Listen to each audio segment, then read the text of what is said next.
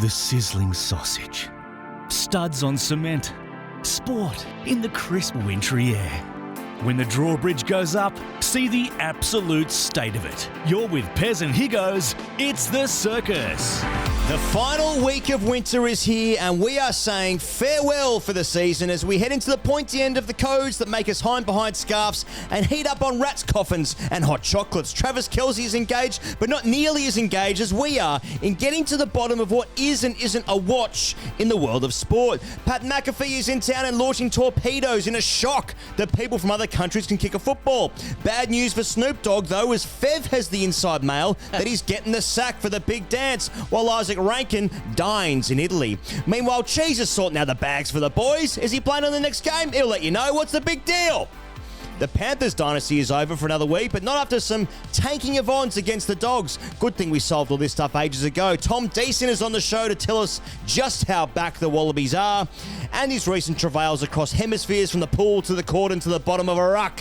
Vince Rugari is on the show to tell us the state of football in the nation. Is Ange good? Are the Socceroos good? Is the NPL good? Will Charlie ask him a question? Who plays wide in the World Cup? And will the Giants play at the SCG? I guess we'll find out. There's also tennis meltdowns in the US Open. Tommy Fleetwood finally wins in the golf. Boys, actually, the What's Getting Your HOTline, and some tangents in between. This is The Circus. My name is Ian Higgins. Sam Perry, how the bloody hell are you? Nice. You got the the opposite of the walk-off music from the Oscars there. Music's just run out. No, I got about 3 or 4 more items to say here. There's so much on the show. Well, last day of school vibes. Yeah. What a season it's been. Thank yous at the end, of course. Save them for the end. But what a season of the circus it's been. Why are you guys departing now, just as it's heating up? Oh, just to piss everybody off, to be honest. I'd say mind your own fucking business with that stuff. Just as we're trying to mind ours. You know, you can be a recording monkey, as you know, you can get yourself out there 5 to 7 times a week, and you can have people come up to you and go, "Gee, you guys are about, aren't you? You're out there." You know what I mean? Tom Morris style. You know what I mean? 2 peas in a pod, sounding board. Look it up, Hutchie. I do enjoy this podcast, The Mercy Rule, by the way. Another shout out to Hutchie there. Yes. High on detail, but then by the same token, when you say, listen, going to put the queue in the rack for a bit and just try and recharge the old battery there, others are like, why? Where are you going? Why? This is when things are heating up. Yeah, there is a compliment. So it's tough out there. But yeah, I mean, to answer your question, I'm exhilarated ahead of the finals, and I'm filthy. I'm not sure what at yet, but it's a general disposition. We'll figure it out. The default mechanism. But who cares what I think? It's the last installment of the What's Getting Your HOTline for this week. It's good. I think it's good. Thanks to everybody. But let's hear what the punters are saying. Come on, boys. Let's be serious. What's a golf trip without a few bags? Not a very good one. G'day, boys. Allegedly. It's been about 40 minutes since Fox Sports put out an article about Lachlan Galvin. Is someone able to drive over to St Leonard's HQ at Fox just to check that everyone's okay? Just starting to get a bit worried. It's actually Artarman. Nathan starts wearing a headgear because he's getting cauliflower ear. Coincidentally, they lose 2 Golden Point games by a try. Get out of it, Fowler. You're ruining the Panthers dynasty. Boys, did Cam Green just get a neck tattoo or something? Yeah. 5-0. Fuck off, England. Yeah. Isaac, man, come on. Just call him a dumb cunt or something. Oi, boys. If Max Gawn and Brody Grundy make it into the AA team, I'll probably never complain about another AFL result ever again. Yeah. Until the Brownlow, when we know it's going to be another midfielder and it's going to be the most boring shit show ever. Mm-hmm. Oh well, footy politics. How good. Our boy Palestine Pierce walked into the coldest stadium in Australia other than Chuck's bedroom, took out his anger from getting dropped the week before against the Swans in the real big dance, and just sent Caesar off to pastures by knocking the doggies off in his retirement game. Poor bastard's getting the old yellow treatment, and so are the rest of the boys as the Dockers fly back to the finals, baby. Alex Pearce keeping Sam Darcy goalless? That's got me rock hard hot. Rock hard hot. Palestine Pierce and the prancing pony punish putrid puppies. Doka, doka, doka. Woof, woof, woof. Fucking hell. Boys, was Charlie on the joystick for the Bulldogs on the weekend? What the fuck was the go with that?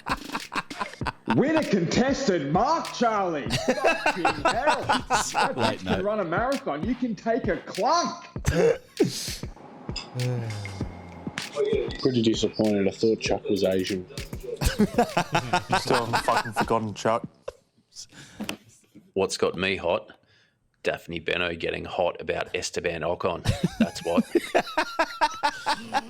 Well, she's only human. She's mere flesh and bones.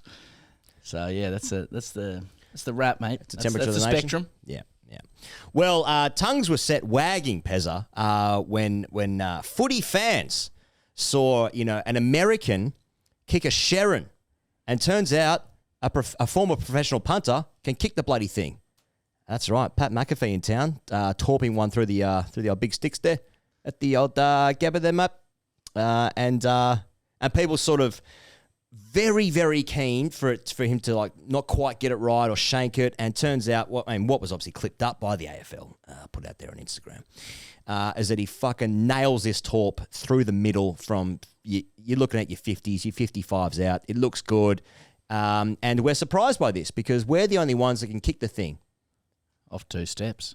2. No, 2 steps. Can you explain for most people who Pat McAfee is? He's a septic tank. He's an American guy who played in the NFL as a punter, I believe, and he has transformed his life post career into a sports commentator of sorts, with a show that was on Barstool Sports for a while called the Pat McAfee Show. Okay. Very big internet show. I think it's been acquired by Dylan will know, but it's a shame he can't speak here right now. But it's a big internet show. Then ESPN. ESPN. Thanks, Chuck. Thanks, Chuck. Right, and he's out there doing promotion, presumably for the NFL being out here next year. It makes sense. I actually don't know the reason, but Yeah. that would make sense given they're going to be here in a year's time for the first time in September. But it was at the Gabba. I think they're going to be at the MCG. But anyway, I can understand the confusion and concern over this because, as far as I can tell, it's Australians and particularly Australian rules like aficionados who we're meant to wow Americans and seek their approval for our exotic skills. So when one of them come over here and then just in a very rudimentary fashion do something that we're like, this is a special thing that we're able to do down here. Yeah. People don't really know what to do. The AFL have got this wrong. And it's like the AFL, and I wonder if Andrew Dillon's fingers on the pulse, because this was promoted by the AFL as far as I understand. It was, yes. I mean, questions have to be asked about the football operations department and the MRO or whatever. Is this Laura Kane again? Probably. Because the entire genre of like AFL and America is predicated on them being impressed by us. That's right. Right? And football without helmets. And by them I mean like probably bots in YouTube comments. Right. Or like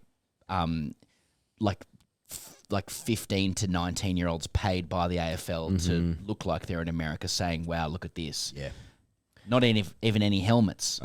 Unfortunately, with the size of the population and their general, ability to fund amateur sporting leagues, etc. Unfortunately, Americans, if they tried their hand over a period of time at any of our sports, they'd probably be better at it, just through a population size thing. I wouldn't go that far. I mean, we'd have some special sauce down here. I just wouldn't go that far. And the spirit. Well, the thing is about Australia is that we punch above our weight. Exactly. And it's the lucky country. So those are two things that they'll never have. Exactly. Read that Donald Horn book, by the way. It still stands up from the 60s. So, yeah, I think it's a miss. It's a watch, but it's also a miss from the AFL to have them show to Australians that people from other countries can do good skills. What's better is when, like, your Manchester Uniteds, your Liverpools, your Tottenhams come out to Australia and we hand them a Sherrin, and then they are unable or confused by the sports that we play, and then we say, oh, look at these simple-minded folk. That's right. Yeah. It's because the game of Aussie rules, it's really quite a hybrid mix of a lot of the toughest parts of all sports. Yeah, that's right. With your endurance and your power and your and the pure spirit of the teams. That's players. right. Yeah. So yeah, that's a miss from Andrew Dillon there. He's got a fair bit on his plate this week when it comes to Americans. Feels so good. Yeah. So, and we're not talking about Coxie there for the boss. So Isaac Rankin's jetted off to Italy. You know, he's fled the country. Yeah, he's fled the country. Now, this is all in the background of what we understand. Snoop getting the punt for the grand final. So Snoop Dogg, of course, was originally slated to have the pre-show entertainment. Pre-show. Yeah. Do they do it at halftime as well? Or is that just a Super Bowl? See, look at the. I'm not getting confused. It's the ultimate boys actually just to fuck people off. Yeah. When does the AFL entertainment happen? Because the rugby league. I know Mike Brady does up there Kazali. No, because before the game, because that's when my wife was leaking milk, breastfeeding, of course, and I say that, and I can tell that advisedly. But now Brendan Favola on his show, Fox's hit show, Fifi Fev and Nick on Monday. Brendan Favola, he said, on Snoop Dogg, I might have some goss about that. They're going to axe him. Now, co-host Fifi Box replied, because of this debacle. And then Fev said, yep, because of his lyrics in his song. And he talked about struggling to discuss gay parents over the weekend. I think he'll get the arse, and they're going to go for an Aussie artist to play at the MCG. That will happen. Take it to the bank. He will get the arse, which he should. So that's Australia's finest radio. Because this follows the Isaac Rankin situation where he's been essentially rubbed out of the season for homophobic slurs. But yes, unless they make the grand final itself, in which he'll be available for selection if Adelaide loses its first game. So he was initially given 5 weeks. Right, that's right. Which would have rubbed him out of the season. Yep. But due to compelling medical evidence, they've made it 4. Mm-hmm. So medical evidence was able to take a week off the homophobic slur. So yeah. And so Snoop Dogg had a song in '98. In the lyrics, had the same slur that Isaac Rankin used, and so that's bad news for Snoop, because this is all sort of tied in. You know, how can it's tied into Pat McAfee as well. Of course, it is. It's values and standards between America and Australia. That's right. And yeah. I think we should get Dire Straits to come in and play their hits on Money for Nothing. A lot of people look into that. Different. Yeah, that's right. I mean, if you take the Jesus Christ approach, I mean, people do make mistakes and we just forgive, don't we? Isn't that really how this is meant to play? But like 9/11, we never forget. Greens Senator Sarah Hanson-Young called Snoop Dogg a slur merchant. Now, that's different to Stephen Merchant, isn't it? And Stephen Waugh, who himself, back in the day, and when men were men and when Test cricket was called that for a reason. But that's different because Australia knew where to draw the line. That's a really good point. And is Australia drawing the line on Snoop Dogg's 1998 lyrics? And recent comments, to be fair. Yeah. One thing I note out of all this is I can't tell if he's getting paid $2 million or $5 million for this. It seems a decent difference in the amount of money that he's meant to be paid. I think it's 5 Aussie. So 2, you're looking at 2. Is that where are we at on the exchange rate now? 2 is 5. Fuck me. Now I am worried. 2 is 5. I don't know if it's. Now, it gets curiouser and curiouser. Because on Tuesday night's edition of Midweek Tackle, Herald Sun footy writer John Ralph, he explained Snoop was going nowhere. And that was after John spoke with Mike Brady of Up There Kazali fame. Yeah. Now, Brady's worried. Brady's worried that Snoop is going to get booed by the crowd. So Snoop comes out to play at least pre-grand final. Yeah. I think it's pre. It was pre a few years ago. Yeah. And pre for the league. And the crowd just in unison will boo him for these views. Yeah. I'd be surprised. That would be if very happened. Melbourne. I would. Yeah. Yeah. Well, it's also been discussed in Parliament where a Green senator has also said, well, he's got to go. Well, that's Sarah Hanson Young. He's a slur merchant. Slur merchant, sorry. Right. Snoop the slur merchant. Yes, right. Okay. A merchant of slurs. Now, meanwhile, Angry Anderson, he was part of one of the most infamous grand final acts of all time, the 1991 Batmobile. The Batmobile. At Waverley Park. He was quoted as saying, look, an incredible artist. I don't know too much about him other than the fact that he smokes a lot of pot. So something to think about. Angry Anderson, the voice of reason here, in my view, saying that Gene Simmons, the Kiss frontman, we saw them a couple of years back, said to have bedded 5,000 groupies. Robbie Williams talked about his heroin addiction and had lyrics about cocaine. Yep. You know, so we understand all those issues. Mm-hmm. Unfortunately, so Andrew Dillon came out and defended Snoop Dogg and said, I'm paraphrasing, but essentially said, you know, we can't defend every single comment and lyric someone's made in their life. You know what I mean? And he went on to say, Snoop Dogg is a philanthropist and a grandfather, right? And then a couple of hours later, Snoop Dogg's like, I don't want to go to the Lightyear spin-off movie from Toy Story because they're talking about, same-sex parents. Two women having a baby.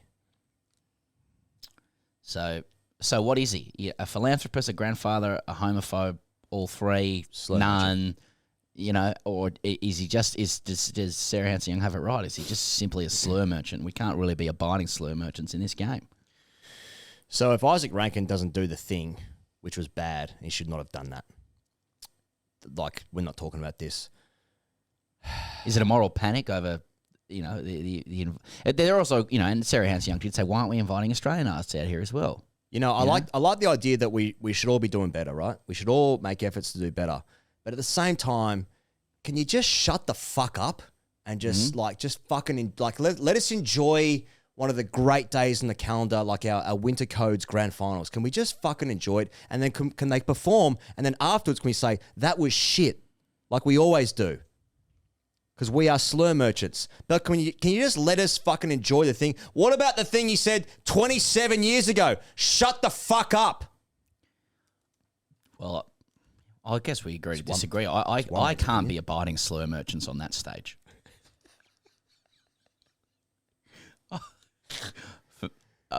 The AFL Grand Final is a sacred event. That's a good point. I do not understand how they even came to a decision where they could get this slur merchant, to occupy this sacred space. I'll tell you, it's a good song. Meatloaf, Delta. We've had some of the greats. Hunters and Collectors. Well. Yeah, Holy Grail. There's a song. Now they could just. Why don't they just roll that out every year? Now I'll tell you, it's a good song. Horses, Daryl Braithwaite. Come on, stick to the classics. Let's play it safe. John Farnham. No evolution. You're the voice. The Veronicas. Seriously, I mean, Chuck's just told me that Bliss and Esso have got a new ad out. Oh, Chuck would be into that. Massively. I look personally. I think it's right that this has been considered. I agree with Brendan Favola. Yeah, there's no space for slur merchants on that stage. Right. Now, police have charged 4 men, including a former AFL umpire, with various offences as part of the sports integrity investigation into irregular betting on the 2021 and 2022 Brownlow medal counts. Yeah. The 21 Brownlow medal, of course, won by Ollie Wines from Port, and the 22 award, of course, from Cripper from the Blues. At the time of the arrest, police alleged a person with knowledge of the voting tally of certain AFL matches distributed that information to a group of people. I don't understand how this is going on when we've solved spot fixing, match fixing, illegal gambling, betting syndicates. We've solved these issues. So what are they talking about? Now we'll talk about the Bulldogs and the Panthers a little bit later on. So that's going on as well. Should we talk about the football? Unless you have any thoughts on that. Oh, yeah, sure. The Crows are the minor premiers. Pez, that's good news. Adelaide's rise from 15th last season to 1st this year is the biggest season jump ever recorded, eclipsing Brisbane's 13th spot climb in, of course, 1999. So that's good. The Crows are back. Yep. Now, what about the Dockers at Marvel with a closed roof on a Sunday afternoon at 3:20 for the first bounce? They got the scheduling right there, let me tell you, because I had a wonderful time watching this one. Chuck was there. Did you go, Charlie? Yeah, I was there. Fantastic stuff. Yeah. Now, the Dockers were you recognised? No, I wasn't. Did you feel kind of part of the story though? Well, I was sat right by the bench. I could have shouted out to our friend Alex. What would you have said? G'day, mate. Alex, it's me. It's Charlie.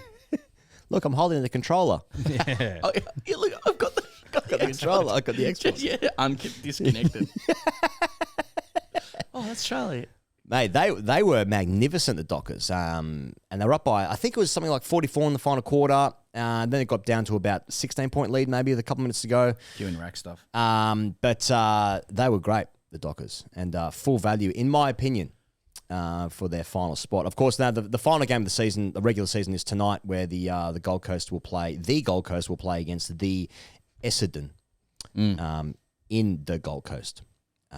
So we're recording that ahead of time. But you would fancy that would mean that if Gold Coast win, that they'll knock out the Bulldogs, and Bulldogs will miss out despite having, a pretty good list, as they say. I think the question was, like, were the Dogs just going to embark on Mad Monday anyway? Just knowing it'd be a miracle. Embark? Yeah. Woof. Got him. Bad news for West Coast. They lost to the Swans after a good start. It's their worst ever season. 1 win, 22 losses. The 5th team in 50 years to have a 1-win season. No AFL team in history has had 22 losses. That's because there's now 70 games a season for each team. But no good for West Coast. But in good news, Harley Reid's put pen to paper, and he's signed for another couple of years, until 2028, I think it is. So that got a cheer from inside the sheds. So that's good news for them, I suspect. Bad news on the playing front, of course. Charlie Curnow to the Swans, Pezza. Caro says there are conversations. Caro says there's conversations. Fabrizio Romano. Who's the Fabrizio Romano of AFL? Like when can I look at a here we go around this kind of stuff? I think it's Tom Morris. Okay. Well, that's all right. We've got a phone number then. We'll just ask him. Yeah. Carlton's exit interviews began. Yes. So, I mean, is this real? I mean, Sydney AFL does feel like empty from about 1995 onwards. It's felt empty without a big, muscular, marquee level forward. Someone on the lead, a goal kicker. Yep. From Plugger to Barry Hall, to a lesser extent Kurt Tippett to Buddy. Well, and I know that was not chronological. I think Kurt Tippett came after Buddy, but from Bashard to Buddy. You know what I'm saying? Yeah. Like there's a hole there. Yeah. Yes, I completely agree. Now, is it there is some suggestions that Charlie Curnow wants to get out of the Melbourne AFL bubble, and it is a bubble, and he'll be able to go out in Sydney without being recognised. Well, that's one of the great things, and that matters. Yeah. Now we do know Carlton supporters who say, well, we're not giving him up unless we get something back. What are we prepared to give? Nothing. How's that? How does nothing sound? How's nothing sound? Yeah. He wants to live near the Royal in Paddington. See, the AFL knows that as a Carlton fan, with your heritage and your history and your passion, that you're always going to love the game anyway. Whereas in Sydney, it's a very fragile thing. Yeah. This thing falls over unless we have just someone attractive and saleable. So the like Sydney has all the leverage in this, don't they? See, Heaney. The game dies in the state, the city. That's right, and it'd be sad to see the fall off.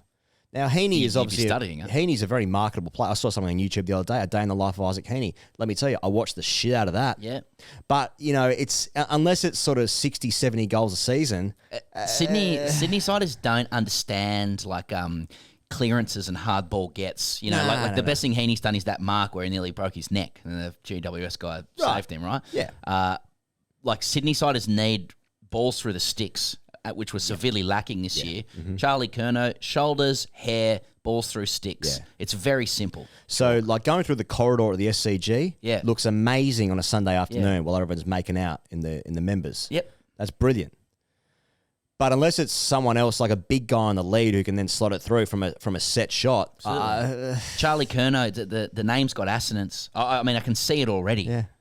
And he's getting out of the bubble of Melbourne, and it's hard in the bubble here.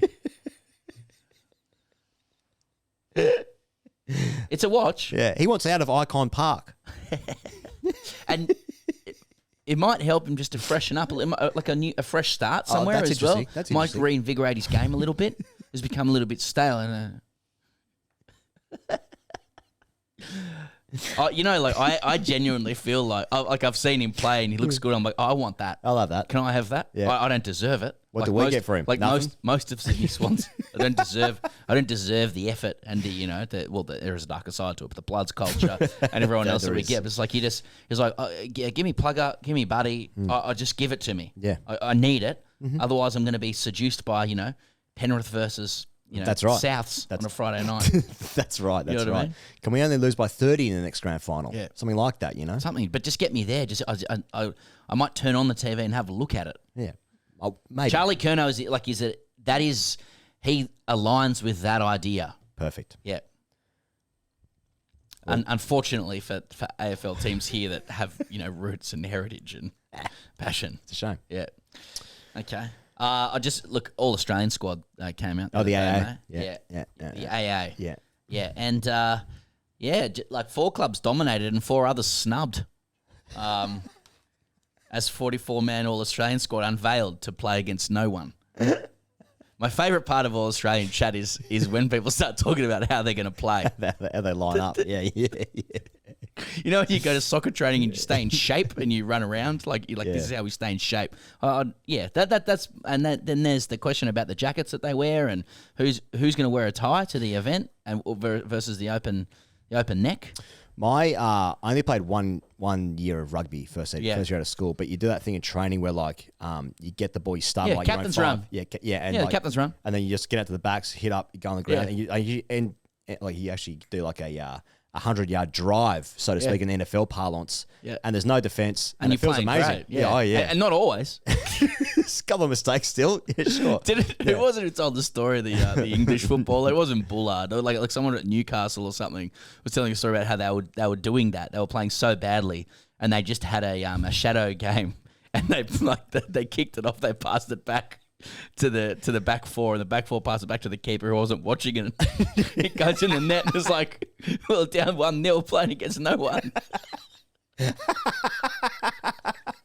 And the coach was like shivering, like shaking. I don't know. Well, I used to kick for territory. Yeah. Of course. Yeah. Get out of here. We get out of here. Let's help them. Make them make a mistake. That's right. Anyway, a couple of inclusions there. Crows well represented. Brisbane, Suns and the Dogs. Dogs interesting. With that list. The results with that list is it needs to be studied. Max Gawn, Brodie Grundy, our friend of the show, Tom Green, is in the All-Australian side, and he had a bit to say about whether they're going to announce the actual team. I think tomorrow. Okay. No Palestine. I think too many. Just Palestine now. Someone else in Speak Pop was trying to get West Bank going. But his name's very clear. Yeah. But he's played. He's won a number of matches for his team. Yes. And he's led them to the finals. But maybe he's missed too many through injuries or something. Yeah. Well, he missed one big game. Talk about starting a fall off there. Just to watch on the All Australian squad, just a sort of footy they might want to play. Okay. So I know we might have to look at that next year, but sure. Good luck to all those in the squad. For making the final squad and bring a tie to the occasion.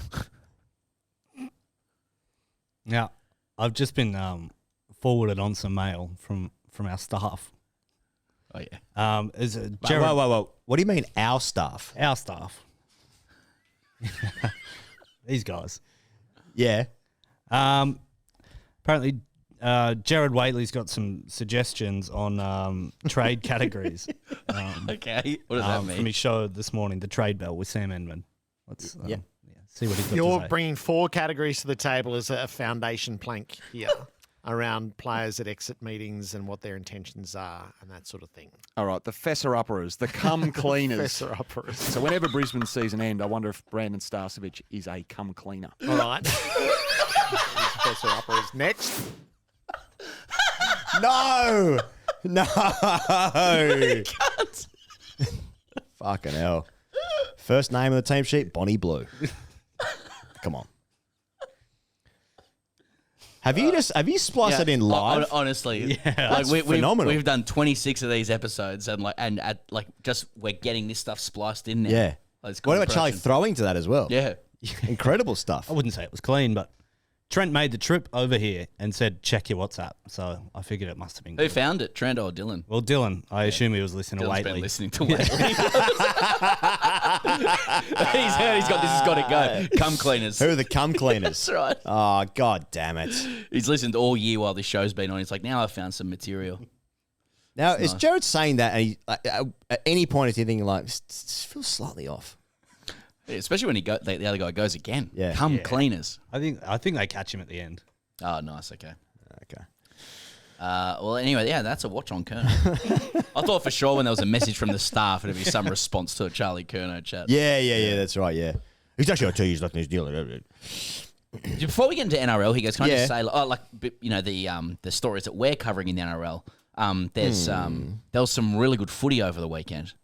So Ethan Strange's try, setting up the try, for the Raiders to snatch the win over the Panthers from that finish up there in Mudgee, I believe. amazing, yeah. Taylor May's try for the Tigers at Leichhardt Oval. Mark Nwanga-Nitawase's flick pass as well. But yeah, let's get into the stories that we're covering. Brandon Smith has been charged with drug supply and inside knowledge betting offence after he was interviewed by Queensland police officer at Coolangatta. Victor Radley of the Roosters has also been dragged into this, where it's accused that Cheese contacted a drug dealer to supply Radley with cocaine while they were on a golf trip in Queensland. So, a couple of things going on. There's an investigation going on at the moment in Queensland into a fair bit of nefarious activity across codes. That's when this has been picked up, I believe. So Brandon Smith accused of acquiring a bag, and then also the Roosters were on a golf trip a couple months ago, and it's alleged that Victor Radley has contacted Cheese and said, any ideas where I can get a packet? Second to that, there's also some inside knowledge betting offence gear from Brandon Smith. Allegedly. So that's what's going on in rugby league. Well, when you when you break this down, like, okay, they're playing golf, and it's like, man, can anyone sort us out? Yeah. My view is that the game's clearly gone too long without a cocaine incident. Yeah, and that's right. And people are filthy about that, and have attempted to rectify it. We've got it. Some sicko somewhere is like, we've got to keep the streak going of a cocaine related story every year. Yeah. And they've scraped the barrel with this. Yeah. So I'm play on for me. And then on this illegal betting one, that interested me more, particularly given that this kind of stuff has actually been largely, the game's largely clean of this stuff, It's has been for 10 to 20 years, as far as I understand. Yeah. But looking into it further, it's just Cheese has just told someone, allegedly, a colourful character, that he's starting, even though he was named on the extended bench. So I'm starting. So if you chuck it, and maybe they're correlated. I don't know. Maybe it's like, well, I can't. I'll just give you a tip. I got to tell you, in terms of cocaine-related stories throughout this season, which there's been a dearth of them. I'm very upset with this, to be honest, because now the boys are going to Vegas pre-season. They've been told to be on best behaviour. I think the most we got was there was a guy got asked to leave. It was one of the Las Vegas Raiders players, wasn't it? He was like in a private box. Yeah, he was like... There's a guy who blew the horn for the Raiders game in Vegas. Yeah, I think he was playing twos for the Vegas Raiders, and they're like, can you please someone blow his horn for the love of God? That he was in a private box, and he got asked to leave. He was doing something in the bathrooms, right? Which can happen. So that was about as juicy a story as we got pre-season. Anyway, point being, I like the stories where it's like, they've been filmed with what appears to be a white powder. Now that can come in many forms. As we know, some people across the codes, they go to a casino, they get a little ibuprofen, they bash it up, they put it in a little bag, they put it in the pocket. Sometimes it falls out. Yep. Well, I mean, I guess I'll take a different view to the confected outrage around this, because does this go to show that societal norms around cocaine are changing, where people are just like, none of this is newsworthy because a lot of people are taking coke now, rightly or wrongly. and someone's just got it wrong here and gone, I've got a story on cheese, right? But maybe if this is all we've got these days, then standards around society are improving. Yeah. Maybe this is a good thing for rugby league. Like, this is the best we've got. I was hoping that a story involving bags would be really good. Really good story. Really good. I'm not gonna. I got stuff in my head that I'm editing now and saying don't say that. Yeah. Well, now like when we said coke off a midget's tit stuff, you know. Yeah. Wolf of Wall Street kind of gear. Yeah. I again, not condoning. No. Just saying. Information. I thought that's information exchange, but I was just saying I thought that's what we'd be talking about, but instead just like, mate, can you sort us out? Yeah. Something. It's not great, is it? Yeah. It's And no not great. suggestion of wrongdoing from Roosters players, by the way. No one's saying that. No, there's just no suggestion of that. And then, mate, look, I'm starting. The Bunnies have taken it seriously. He's playing the next game. Yeah, that's right. Yeah. Now, the NRL has also been made aware on Monday afternoon of a betting plunge on the Canterbury Bulldogs well before news of Penrith's plans to rest several stars was made public. Panthers obviously now can't make the top four. They'll rest a heap of their stars and their origin players, of course. The Panthers started at $1.60 favourites with the Dogs at $2.30 outsiders. Now, by late Monday, the Bulldogs $1.35, Penrith $3.23. So, again, I don't know what this means because we have eradicated this stuff out of the game. And I think as well, people find this very interesting. Now, on the Panthers, they'll finish from outside the top four since 2019. That was the last year they didn't make the grand final. That's just fucking outrageous. 6 years since they didn't make a grand final. They're outside the top four since then. So not since the Dogs in 95 has a team won the comp from outside the top four. 3 of their last 4 games have gone to Golden Point. 1 win, 2 losses. Of course, that's to Canberra and Melbourne. 1 and 2 on the table. They're playing the Dogs, who are third. So a tough end to the season. I forget they played last game, maybe Dragon, something like that, in the last round of the comp, the regular season. So interesting one. They had a lot of momentum coming in. They've nearly won against teams 1 and 2. They hit the post against the Raiders before a try down the other end. They had a drop goal from Nathan Cleary rubbed off against the Storm. So in many ways, they could have easily been the come. In many ways, they could have won those games. In many ways. But they didn't. They lost them. They lost those games. So now they're resting like 16 players for the next couple of weeks. That's right. Because they can't. But the dynasty's over. Yeah, but I think they'll go into every single finals game's favourites. Yep. And I'll be watching this space. Hey, can I just interject back to AFL? I'm just picking this up from ABC now, and a serious one. Former West Coast player Mitch Brown becomes first openly bisexual man in AFL history. Literally just seeing now, 94 games for the Eagles between 2007 and 2016. First openly bisexual man in AFL history. I just want to say, bravo, well done, brother. That's fucking awesome, and I hope it paves the way for others to, live their truth safely and in a celebrated way. Well said. Now, did you catch Des Hasler blowing up at the journalist? Actually, kind of vice versa. The journalist blowing up at Des Hasler after their loss to the Warriors. He's been questioned over the future of David Fafita. The journalist goes, mate, have a look at the crowd tonight. They're all Warriors fans. It's embarrassing. Now, this is after a bit of back and forth about what's David's future, where Des said he's signed for 2026. He's signed for 2026. And that wasn't enough for the journalist, whose name I have not written down. But Des under the pump. Des is gone. At the Titans. He's gone. Josh Hannah is the coach. And I think Adam O'Brien's gone as well from the Knights. So, open season on coaches, new names coming in. Titans basket case stuff. But I expect sport to work on the Gold Coast at some point. In our lifetime? I wouldn't go that far, but I'm just saying it's a point.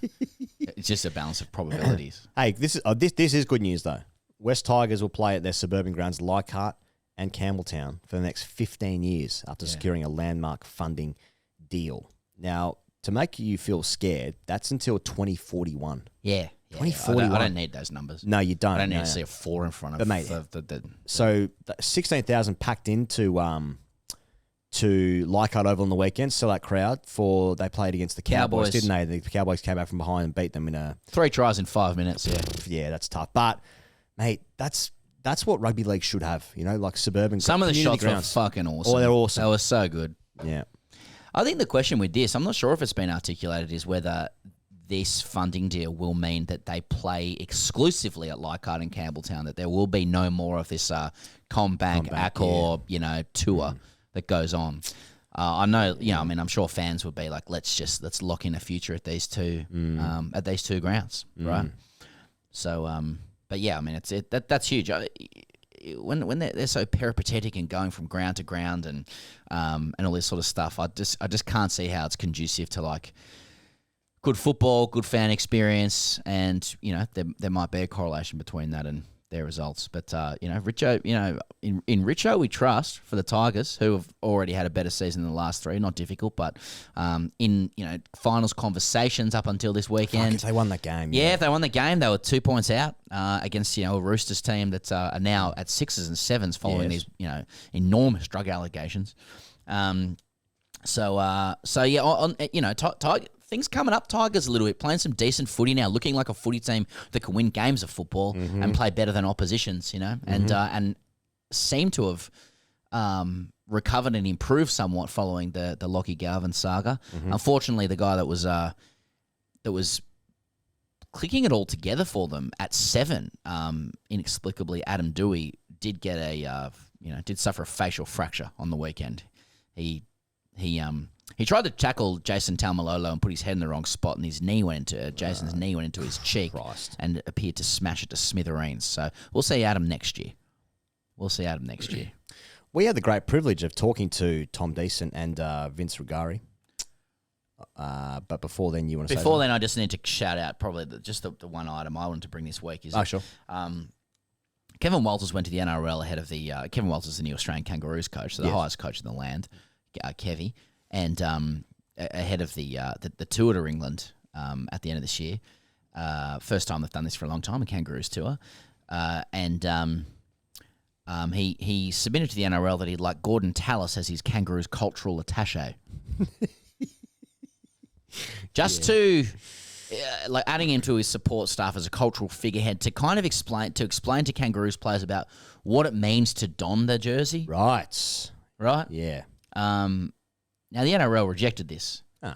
I think they may have said something along the lines of like, Kevy, I know you want to bring a mate to drink with, but this isn't right. Yeah. Okay. And Kevy went back to them and said, how about assistant coach then? They said, yeah, fine. So Gordy's going with Kevy to the tour, and I'm actually for that.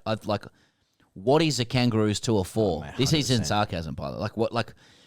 You're meant, the team is meant to go and let their hair down and win a couple of games of footy. That's what they need to learn about what it means to play for Australia. Exactly. So he probably got too cute by saying, "Can he be my cultural attaché?" Yeah. They probably Fuck that. They probably laughed at that. But assistant coach, ready to go. And while you're being assistant coach, maybe tell the boys what it does mean to wear that Kangaroos Over a jersey. Of course. As their forefathers did, as their forefathers did. Over at Foster's. Whatever it is. As a pro athlete, I was saying this the other day. As a pro athlete, can you imagine how many people you would have had speak to you in your career about what it means to play for whatever team that you're playing for at that time? How many guys would be brought in and speak to you in different levels of ability, communication skills, etc., about what it means to play for the shirt, for the club, for the people within the club, from the tea lady to the manager. Tea lady stuff. Mm-hmm.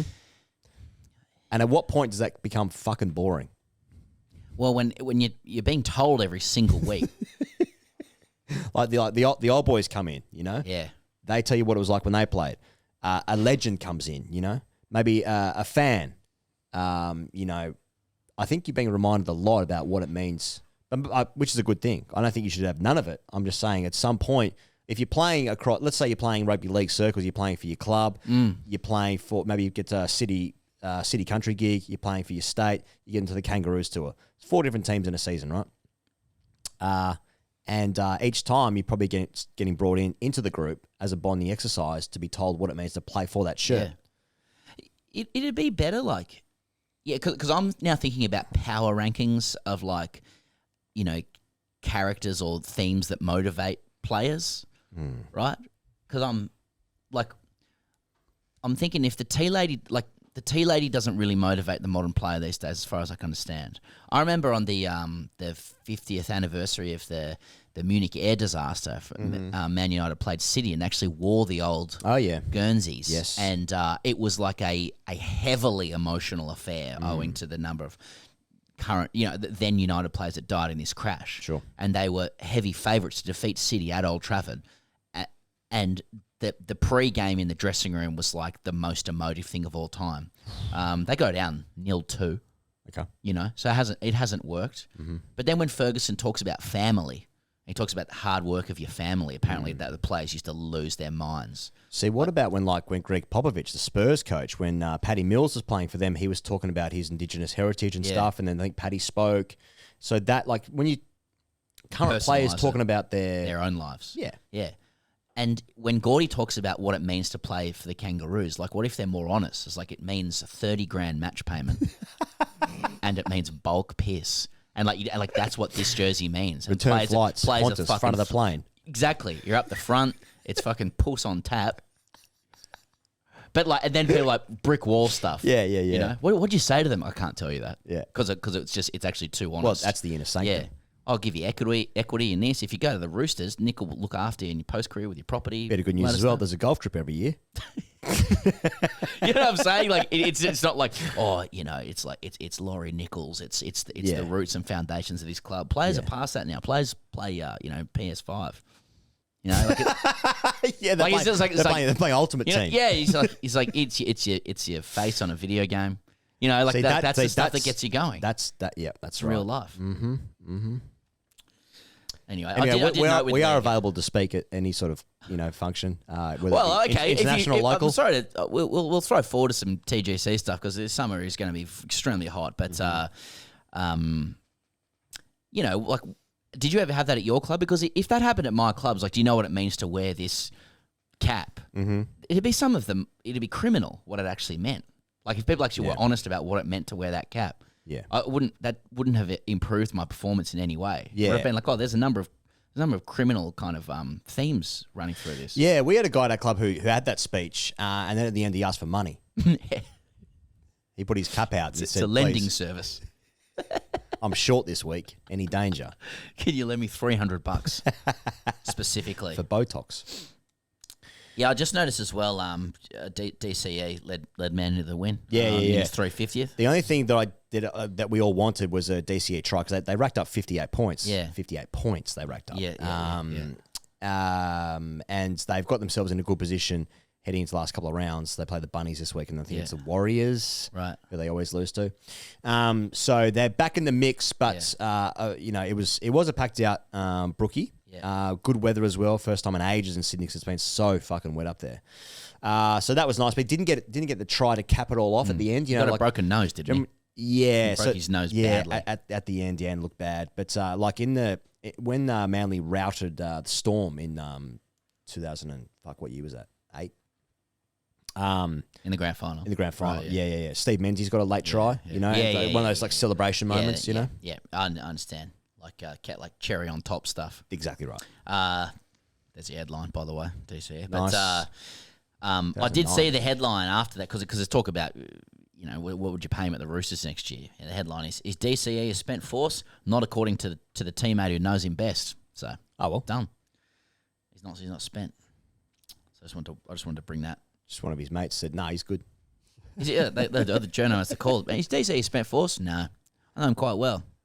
Can still play. Here we go. Now we had the great privilege of speaking to Tom Decent and Vince Rugari on the show. They're going to give us a rundown of the Wallabies. Actually, heaps of stuff. Actually, every other sport. Football, a lot of football stuff, bit of AFL as well. Great chats. Here they are right now. Okay, we're joined by a great friend of the show and our lives, indeed. Tom Decent, he's across cricket, he's across rugby, he's across the pool. I'm sure he's across other things as well. He's doing it for the Sydney Morning Herald.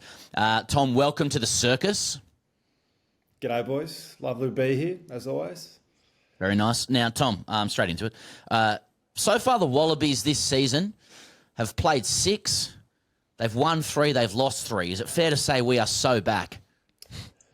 so back it's not funny. Never been more excited for an 8-point loss, covering them. 50-50 record, but get the pom-poms out. The World Cup's coming back in 2 years' time.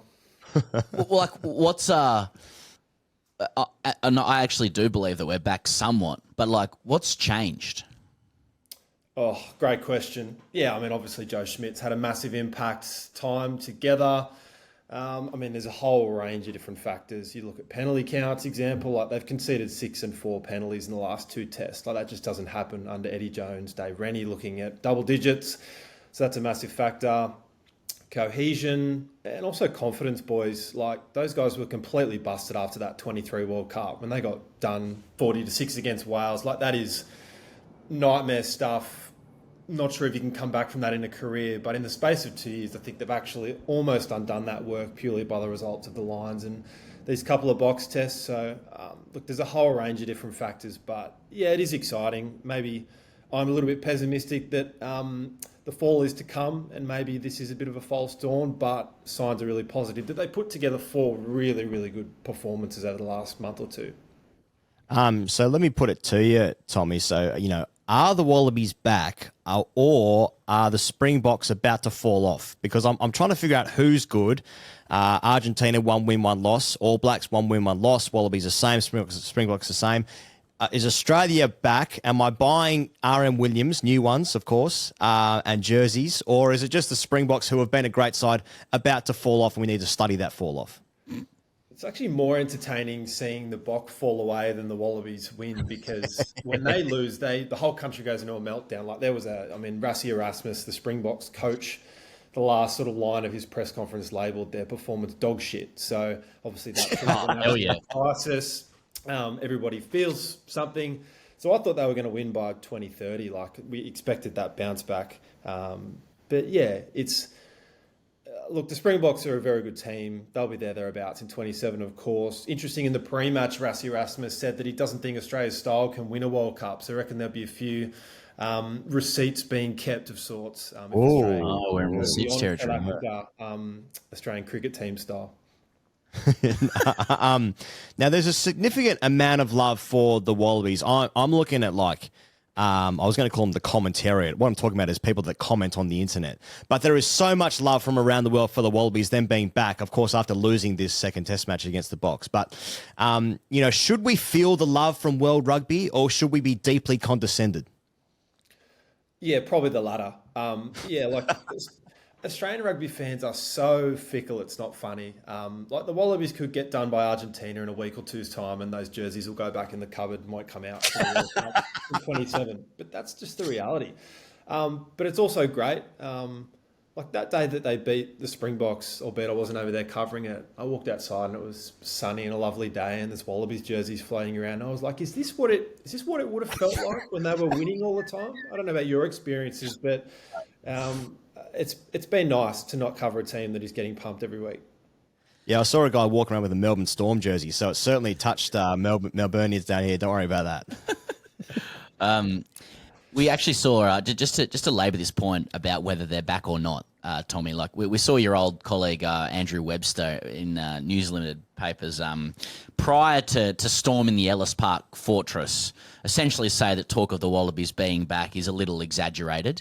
To be fair to him, he didn't predict the Wallabies lifting a 62-year hoodoo, and nor did any of us really. So but the question is, are we getting a little bit giddy about this, or is it essentially just we've come from such a low base that anything above it is good news? No, I think there's reason to be positive, and I say that honestly because of the fact that they've put together so many good performances of late. I've seen great Wallabies wins and reported on them sporadically, but it is literally doing it 4 games in a row. And the fact they actually won the second half of that opening Lions test as well. So you put that body of work together, which you can see clear improvements on a number of different levels.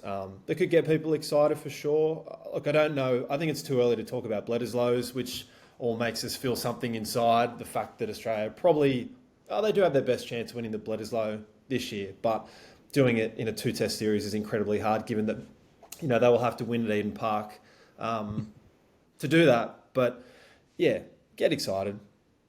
Is there anything about New Zealand rugby that suggests they're undergoing any kind of fall off, or are they just going to relish this opportunity to scrunch us up, throw us into the bin like they do every single year since 2002? Yeah, they very well could. Look, obviously they've just lost to Argentina away in Buenos Aires, so that doesn't happen every week, first time ever. So you could say that they are a little bit underwhelming this year by their standards, but like they don't want to lose that Eden Park hoodoo, which we obviously know stretches back to 1986. They'll be desperate to hang on to that. And actually the Rugby Championship is a longer drought for Australia. I know that they won in 2011 and 2015, but they were World Cup years, so they were truncated tournaments. But Australia hasn't won the Rugby Championship since 2001 outside of a World Cup year. So it's actually a longer drought than the Bledisloe itself. So very evenly poised, but I have watched countless All Blacks teams wipe the floor against the Wallabies, so not getting hopes up. Is the team being built around, a Will Skelton, Suali'i, a 35-year-old James O'Connor, the new coach? Is there something for us to is there a player, is there a star out there that we can just build some sort of structure around so we can, keep breaking hoodoos of 62 years, 86, 2001, 2002, whatever? Yeah, like in layman's terms, like Will Skelton is just a big dude. I'm listening. Yeah, I'm interested. Yeah, like he's something to look at. He's enormous. And for a long time, Will's been a great player in Europe. He's like seen on this pedestal. Like I've done countless interviews with European rugby journalists about him and why he's amazing. But when he's performed for the Wallabies, he hasn't been amazing. So for him to do it of late, it's just something pleasing for the eyes. And imagine being in a scrum and having Will Skelton packing in behind you in a scrum. Like that's just the stuff that no matter how good a rugby player you are, you can't build that. So yeah, him, Suali'i obviously has been excellent. I think that the investment that Rugby Australia made has paid back already. I think the fact that this will also have flow-on effects as well. I know our league friends will be up in arms, but I do think that Mark Nuanganituase is a massive chance of coming back for the World Cup in 2 years' time. So you put a back line together with Suali'i, Jorgensen, who's a freak. And yeah, it's very appealing. That's something. Is there any evidence that Nuanganituase actually wants to come back, or is it just people going, Wallabies are good now, so he'll want to play? I think the fact that he is still going to rugby games as well, he's like definitely dipping his toe in. He loves his rugby. He probably didn't want to leave, to be honest. I don't think the offer was super crash hot. He's always wanted to scratch that league itch. Uncle Nick will have something to say about it, no doubt, and want to keep him at the Chooks. But I'd be stunned if he didn't come back for a year and play at that World Cup. So you mentioned Will Skelton earlier. He's flown back to start the top 14 season with La Rochelle, of course. So he's going to miss those games against the Pumas. We've already started talking about the Bledisloe and completely ignored we have Argentina in the next 2 weeks at home. Is that because we can treat them like a lowly soccer nation against all direct evidence? Oh, yeah. I mean, they're a very passionate group. They've beaten the Wallabies before too. Also covered up. Heaps. But yeah, we don't want to stir them up too much, do we? Because we need those points for ranking points for the World Cup. So let's not sledge them too heavily. But the whole situation with rugby is cooked because technically Will Skelton should be released for these matches. It is a window, like an international window, like for our soccer friends. He's allowed to be there, but it's also constant negotiations with his French team around that. So it is disappointing that he won't be playing those games. But if they can keep him fresh and fit and as best as he can for that World Cup in 2 years' time, I'm okay with that. Because it's not confirmed that he'll be back for the Bledisloe either, right? Still up in the air. Yeah, he's back in Sydney, flying home to France. So there's still a little bit of negotiations behind the scenes on that front. Like he still could come out and play the Bledisloes. We're awaiting confirmation on that. But it's just frustrating that there is a hard and fast rule, but also test teams also have to seek permission from their clubs who are paying most of their salaries. So I think it's a shit rule.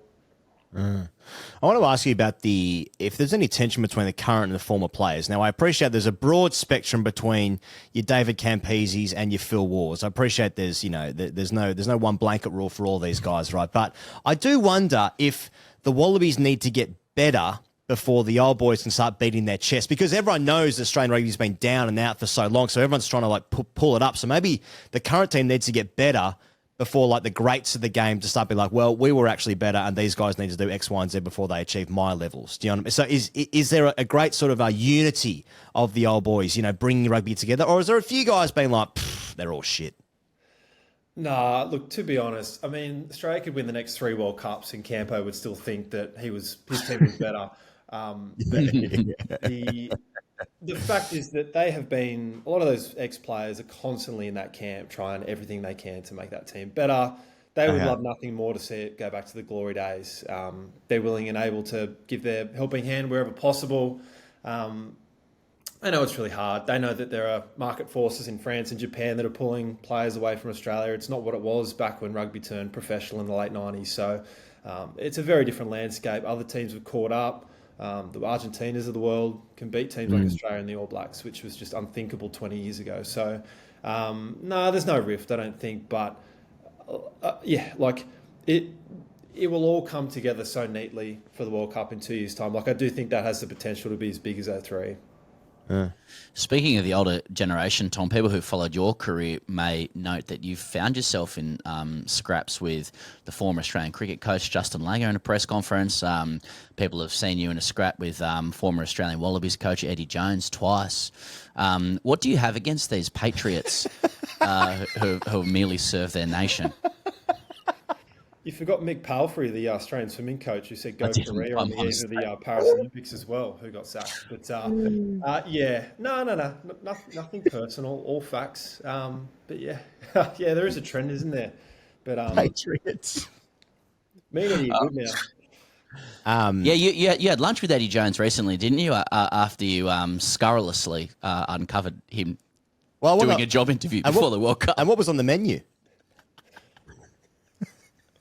I can't remember who bought who coffee. I don't know. I don't think we ate. It's just coffee. But he apologised, which was nice. It's really funny to see a guy deny a story for months and then be sitting in a Japan tracksuit a few months later.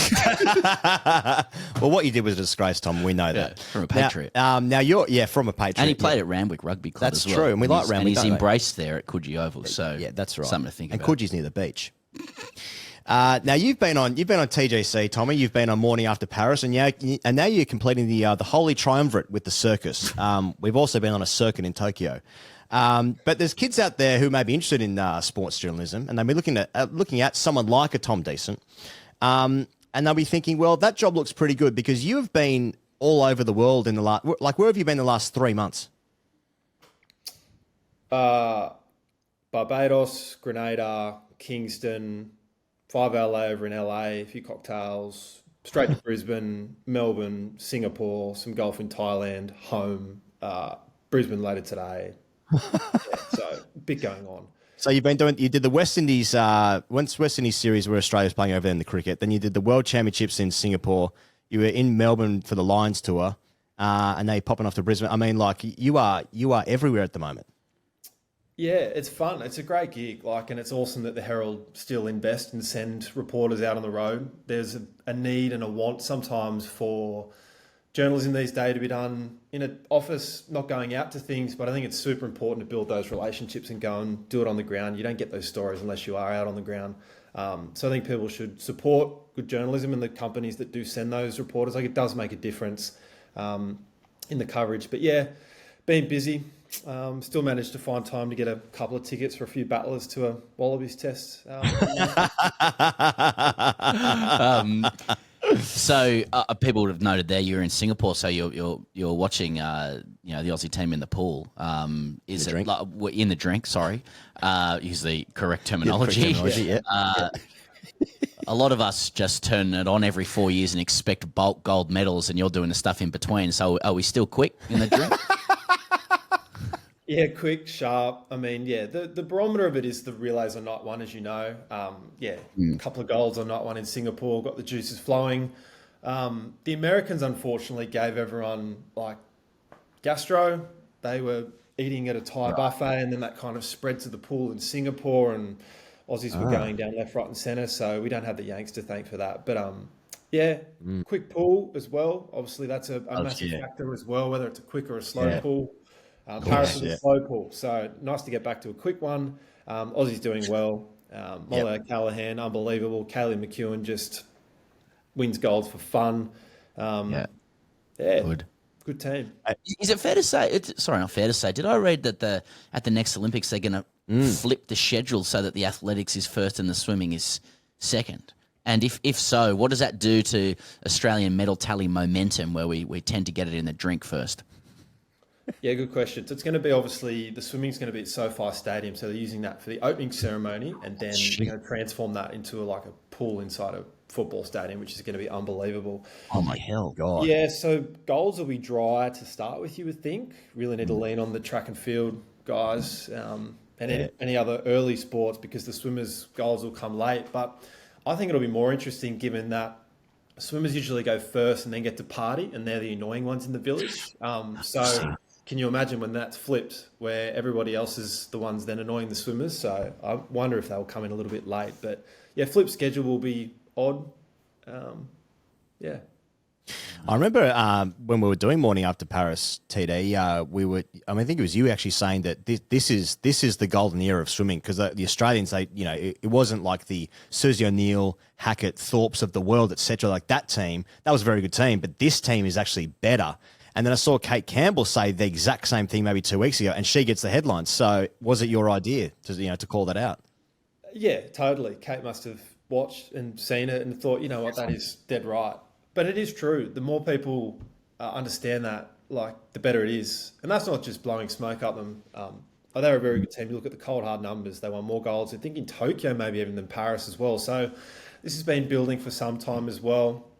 And the factor is also the reason America aren't winning as many golds is two other countries have got absolute superstars in Summer McIntosh from Canada and Leon Marchand from France. So they're pinching a lot of the US golds. They're going through a bit of a crisis as well. Michael Phelps is popping off things on Instagram about the crisis in US swimming ahead of LA. So it's all really nice to watch from afar if you're in Australian swimming. Oh, that's good. That's good. And Tom, just ahead of this summer, if you'll permit, given your penchant for attacking coaches of teams, do you have Brendan McCullum in your sights ahead of the Ashes? Yeah, sure. What can we stir up? Any ideas? I don't think you have to try very much.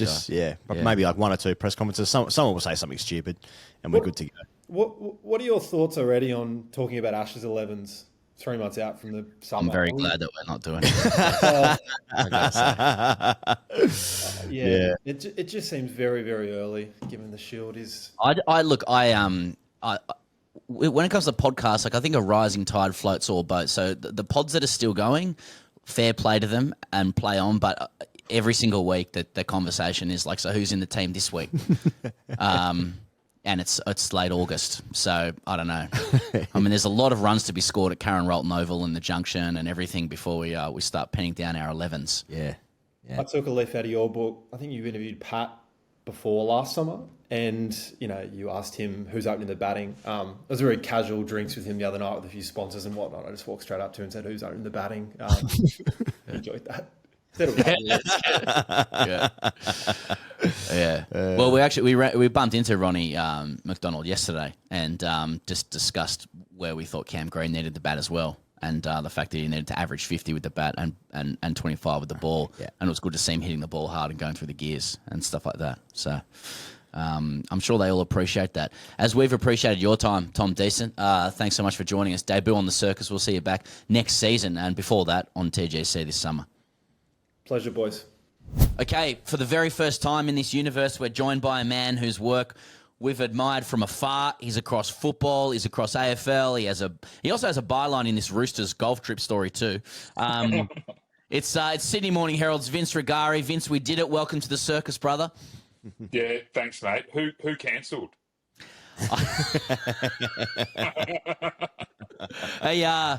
As a football man, you must be cheering following Nine's absorption of the EPL rights. Now, you're already the Ange whisperer, but now you get to do EPL several times a week. Yeah. Well, it's certainly better than it being elsewhere. Hopefully they're going to run heaps more football stuff. We had a good hit out a couple of weeks ago. it's amazing the doors that open when you throw hundreds of millions of dollars at something.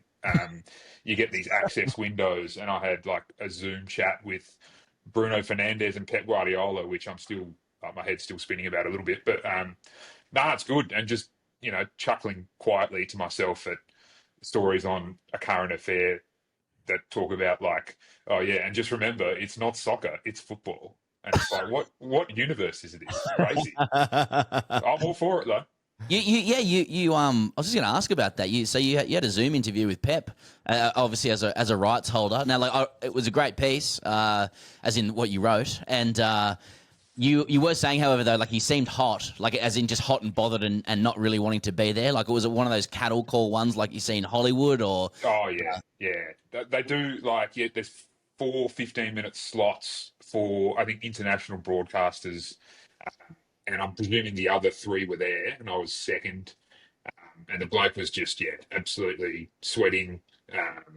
Initially, just a bit like short and just like snarky, because he kind of is like that anyway. But he opened up a little bit more as we went on, which was good. Do you feel like a pressure to demonstrate your sophisticated European football bona fides to win his respect in the way you interview, or are you just like, no, I got to get the provocative stuff out there?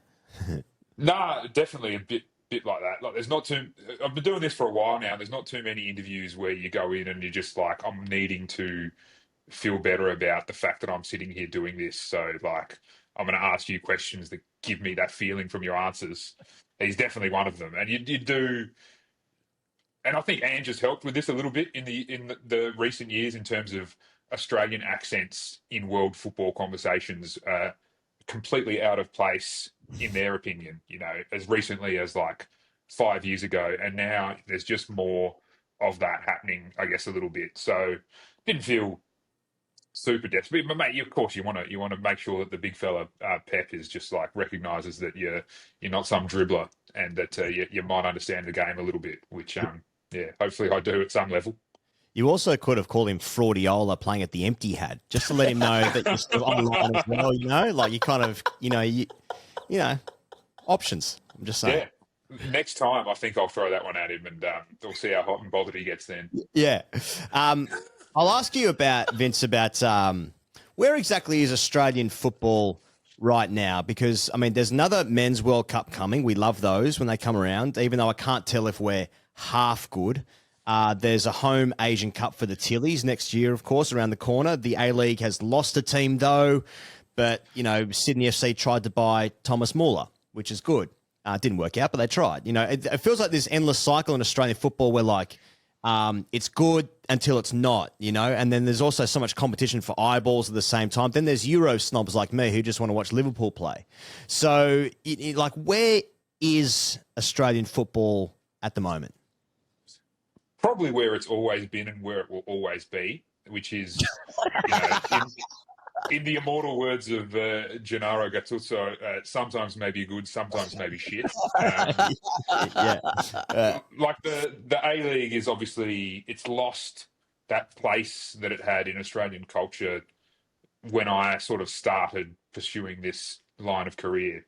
Like, people talk about like some of the big grand finals that have happened in the A-League and all that. But for me, like a big moment where I think about how far we've fallen was like, I'm pretty sure there was like in season 2 or 3, like a round 17-ish game between Melbourne Victory and Sydney FC at, I think, what was then known as Telstra Dome. And it's like 50,000 people rocked up for a 0-0 draw. And it's just a bit like, what?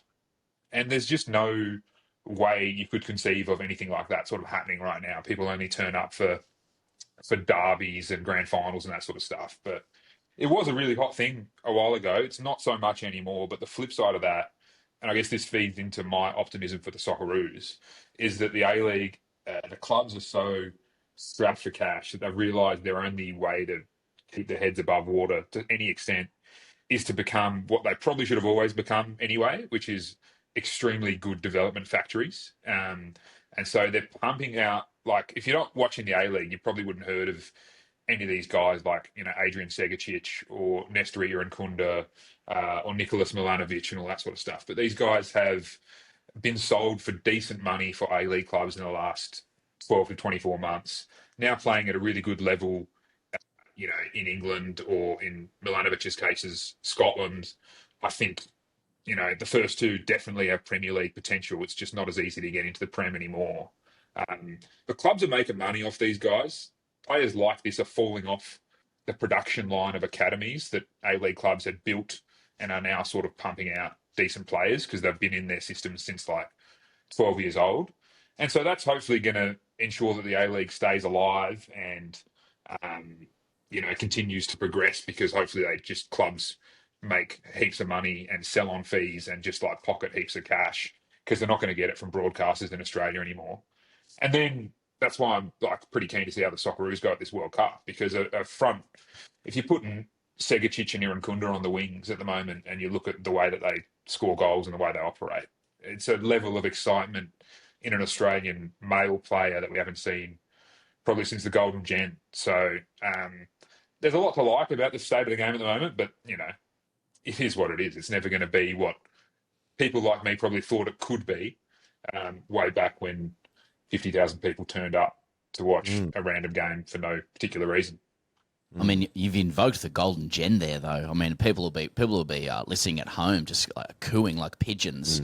You mentioned Segacic there. Like, is Popper going to give him a call? He wants him to. Is he going to play for? Is this done? Am I a couple of days out here? Because Segacic has a chance to play for Croatia as well. But does Popovic rate it?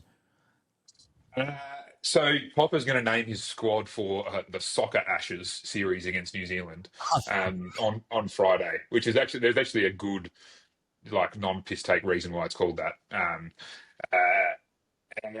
don't think Segacic is going to be in it though, because he's been picked for an Ollie Roos squad for some Asian Cup under-23 qualifiers against Northern Mariana Islands and Timor-Leste, which I'm not sure why we need him for those, to be honest, with all due respect to those two great football nations. I think he's just Popper's very old school, wants to, make sure that young blokes who come out of the A-League don't think they're shit hot just because they had a good season in the A-League and have got a good contract in Europe. I think he's a hard taskmaster who wants to make them wait for it and earn it probably longer than they need to, but that's his go, I guess you'd say, Popper.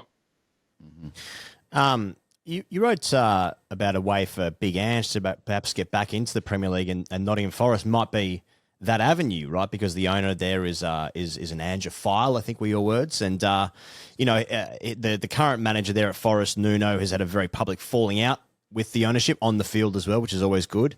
Like, would that be an eyes wide situation for Ange heading in there? And secondly, there is still this thing with Ange where he is still successful, yet he still is unproven to so many people. He was treated with skepticism at Celtic until he did everything there. Obviously, his Socceroos, his time with the Socceroos was at least tumultuous. He probably did well to last as long as he did at Spurs, under Daniel Levy. So there is still this thing with Ange where it's no one's ever happy with him, yet he still he provides results. So I suppose there's two questions there. Yeah. I'll tackle the first one first about Forest and Marinakis, their owner, who I knew peripheral things about until this week when I had cause to look a little bit deeper into him. And my favourite thing that I learned was that he tried to appeal a 5-match suspension, a stadium ban for spitting on the ground as officials, I think, walked past him because he allegedly developed a cough after smoking too many cigars. So that's the kind of dude we're dealing with here. It can happen. On top of various, let's just frame them as allegations of impropriety over the journey. There's one for the dictionary, by the way. It was over the journey. Okay. Yeah. I don't know what's going to happen there. Nuno's still on the job, but Marinakis clearly likes Ange and rates him. It's one of two things basically. Ange wouldn't touch it in a million years, and is just happy to sort of, show face and be nice to Marinakis in case one day that's an important relationship. Or he knows Marinakis better than any of us do and might have a bit more support from him just because of the Greek connection.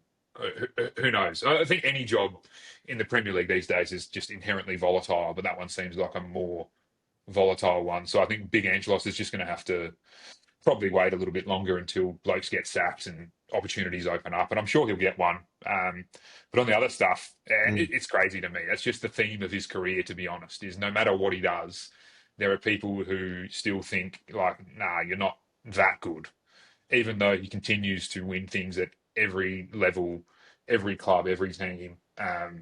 And you won't really find anyone who's worked with him or under him who has anything but utterly glowing things to say about him. Yeah. That's for a reason. Like last night I had a chat with James Holland, the former Socceroo, who's actually washed up on the bench at Crystal Palace because he played under Oliver Glasner in Austria, and Glasner just saw enough in him to bring him on his staff, which is pretty cool. And he was just talking about, basically exactly that. Like, it doesn't really matter what the fans think. I mean, as much as it's annoying, certainly to people like me, to see the discourse, like, what matters really are, like, you know, the honours section on your Wikipedia page, I would say, and also what people in real life who you've dealt with think about you and say about you.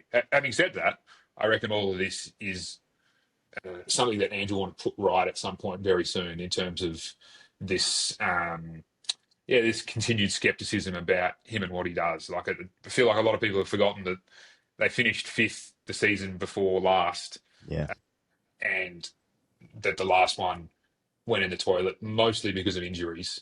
And when you say that to people, they just go, "Yeah, well, how'd they get those injuries? It's his methods," you know, which I don't think holds water. But that's English football. Yeah, it was 5th first year without Harry Kane as well, when everyone predicted they'd be like bottom half of the table as well. So, you know, that in itself is an achievement, except, you know, it's not, is it? So, pretty much, yeah. Where do you, like, now that you're covering the EPL a lot more deeply, and I know you do global football anyway, but how would you couch the attitude of global football towards Australian football in and of itself, particularly through the prism of how Ange has been treated? And I'm probably leading you a little bit there, but it occurs to me that that most people start from the position that Australia doesn't have any real footballing heritage. Therefore, anything that comes out of an Australian's mouth is unsophisticated. Yeah, it's slowly changing, I think. Through the women's side of the game too, like, you know, if a country has produced a player like Sam Kerr or Mary Fowler, who are in the top handful of footballers of that gender, I think that gives us a little bit of credit in this broader discussion. But it's always a slog. Definitely, you know, the people who only watch the Premier League or you know, top 5 leagues might not necessarily, you know, have much respect for who we are and what we do.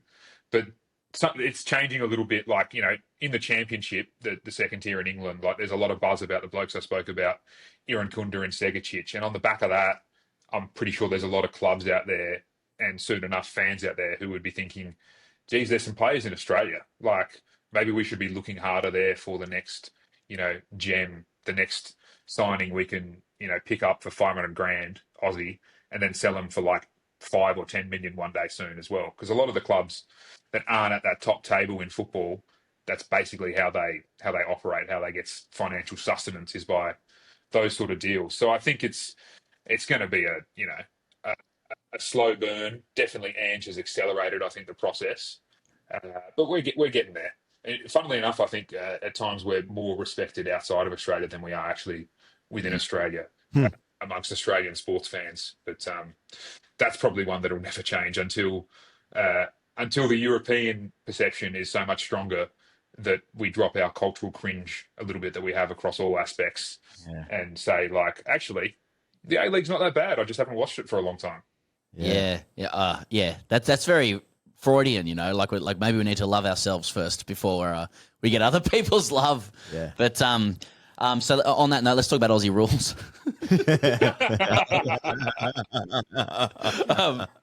So I read, Vince, that GWS are attempting to invade the SCG. Now that's a watch. Tom Green said it'd be good for the game, but the Swans have kiboshed it. Yeah, it's good. It's a big watch. Oh, it's a big shit. Fucking Big Ben. So what's the background here? Territory wars over the SCG? I did think it was a cricket ground, but yeah. Yeah, well, it all stems from the Giants having this big problem at Easter every year, right? Where they can't get onto NG Stadium because that's when various forms of animals take over for the Sydney Easter show. Yeah, that's all that jazz with Mason Cox and the petting zoo that they put up there a couple of years ago. Great banter. They need to. The thing about the Giants is like they've got this deal to play like 3 games or whatever in Canberra, and I think most of that is because they had to find another solution in terms of where to play home games when they can't play at that time. But I just think that, and the fact they want to go to the SCG during this time, either as the home or away team, they're desperate to do it. I just don't reckon the Giants are. I think they'd be better off focusing more on what they're there to do, which is grow the game in Western Sydney. And everyone sort of you speak to who was involved in AFL sort of below the Giants in the Western Sydney area say that it's gone backwards actually in recent years. Like the NRL has hugely like when the Giants came in, you guys would definitely know more about rugby league than me, but the Eels and Panthers were crap, right? It just wasn't doing. Rugby league was at a low ebb, but that's changed. And the Giants just I don't feel like the needle's moved for them in Western Sydney.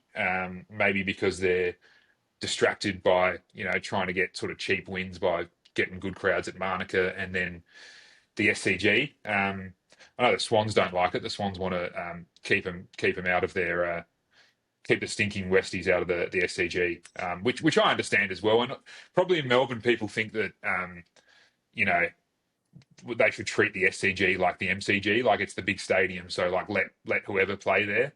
It doesn't work like that here. And I don't know how many people a Giants versus Richmond game at the SCG would actually pull either. I don't think that's setting a lot of people's hearts on fire. Like the main reason a lot of Swans pull massive crowds these days is because A, the Swans are a decent team, but B, what about the social dynamics underpinning the Swans in Paddington and the sort of eastern suburbs of Sydney? Like, there's a lot of, beautiful people mingling, wearing RM Williams and, arranging reservations at Maryvale venues, before or after the match who, like to go there and be seen.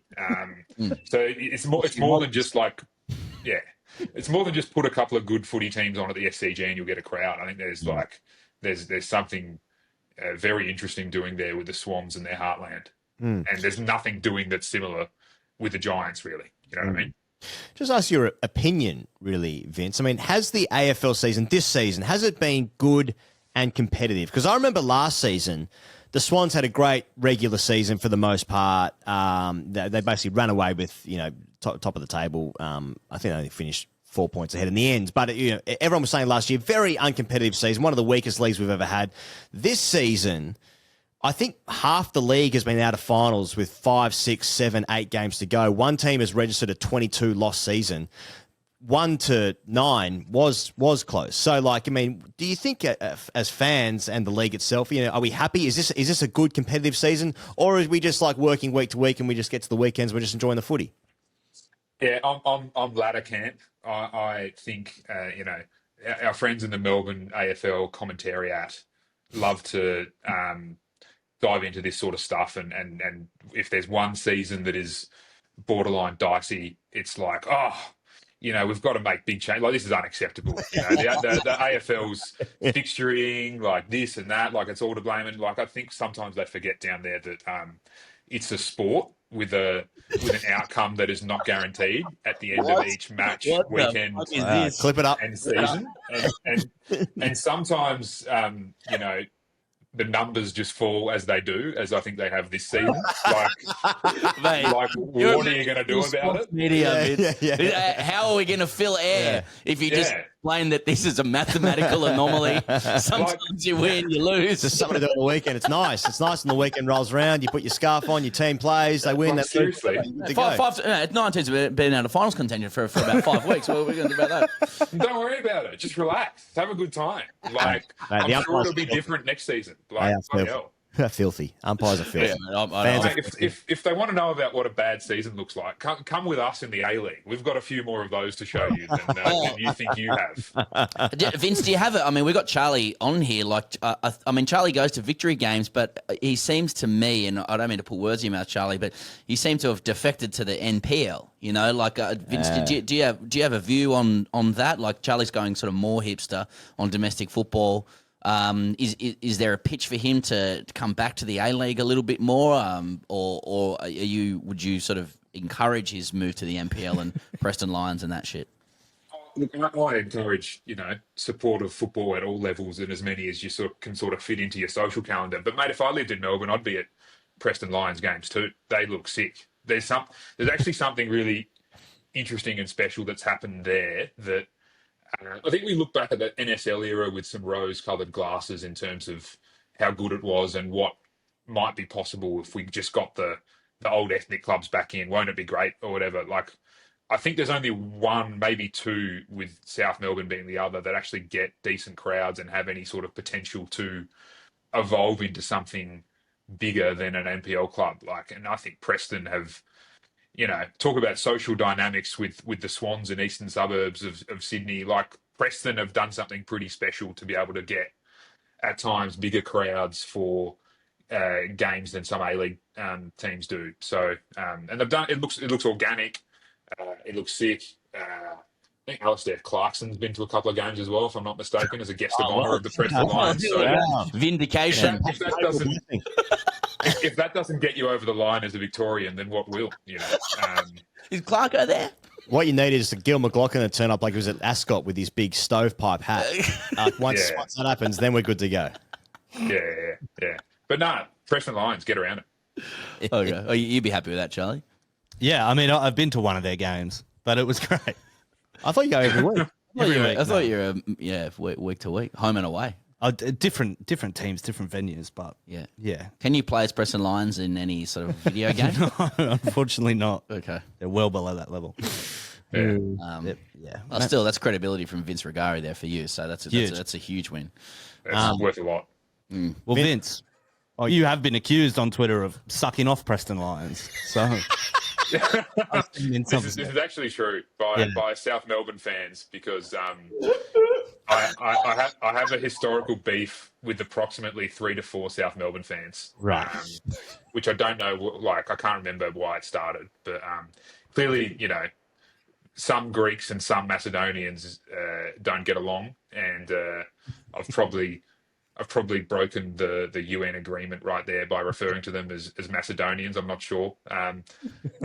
But yeah, look, I'll allow them to have their opinion, I guess. Just letting you know how this worked, Vince. So we asked Charlie if he wanted to ask you any questions, and he said, no, not really. And he's coming storming and saying, Vince, you've been accused of sucking off Preston Lions on Twitter. Mate, it's his first ever question in this entire universe. He's come in like fucking Tony Jones, chompers in the presser. You've been accused of sucking off the Preston Lions. That's always the goat. Well, I had to use Twitter language. Yeah, true.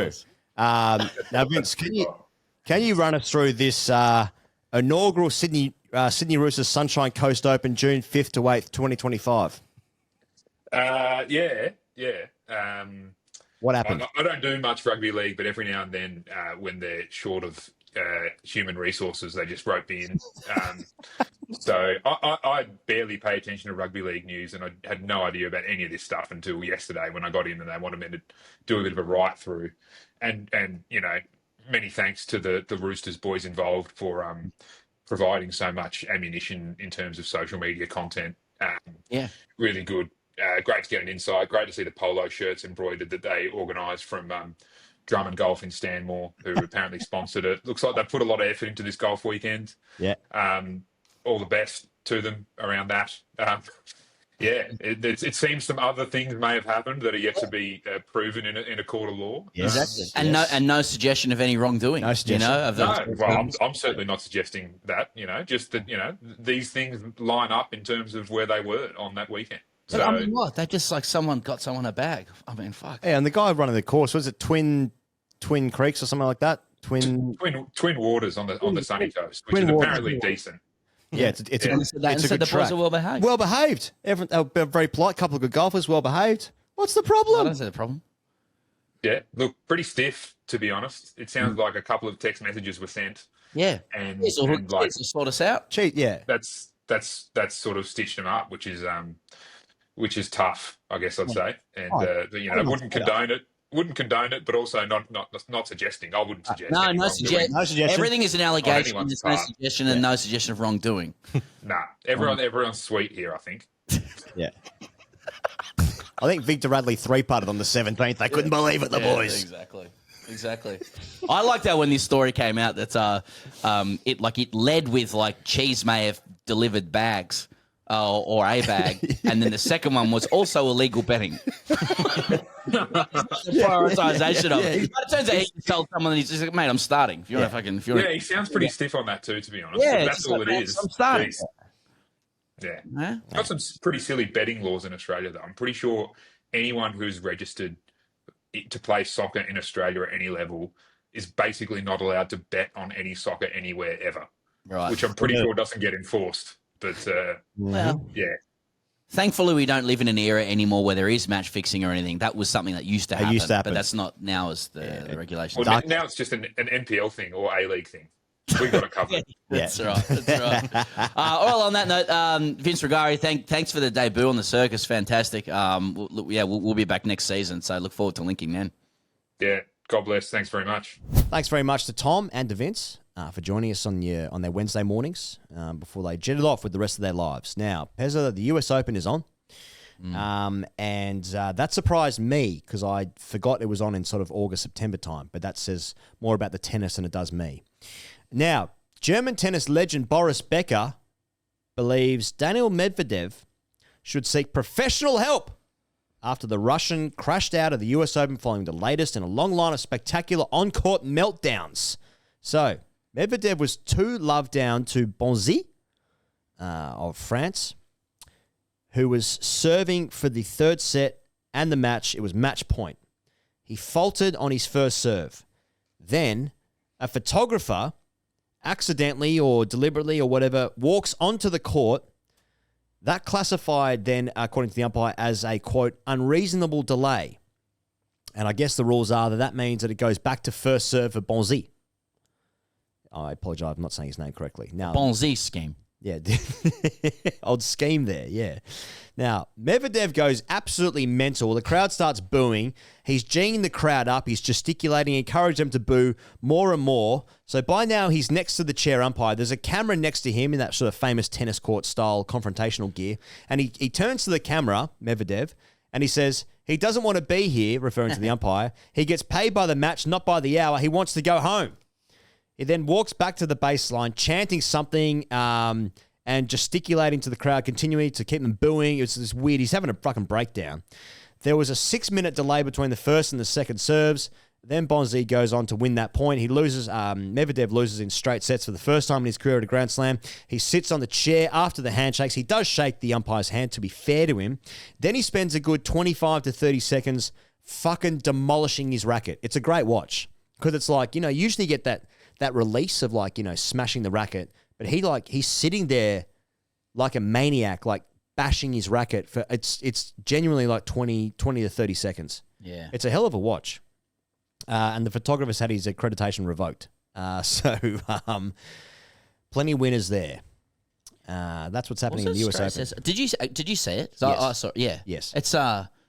It's pretty fucking hectic. It is because he's winding up this US Open crowd, and there's a lot of chat about whether it's a little bit uncouth, at that for tennis, and all that kind of gear. But it was. It seems like the umpires seemed to get very exercised by what this photographer was doing, but the photographer clearly walked onto the court after Bonzi had missed his first serve. First serve goes into the net. Yeah.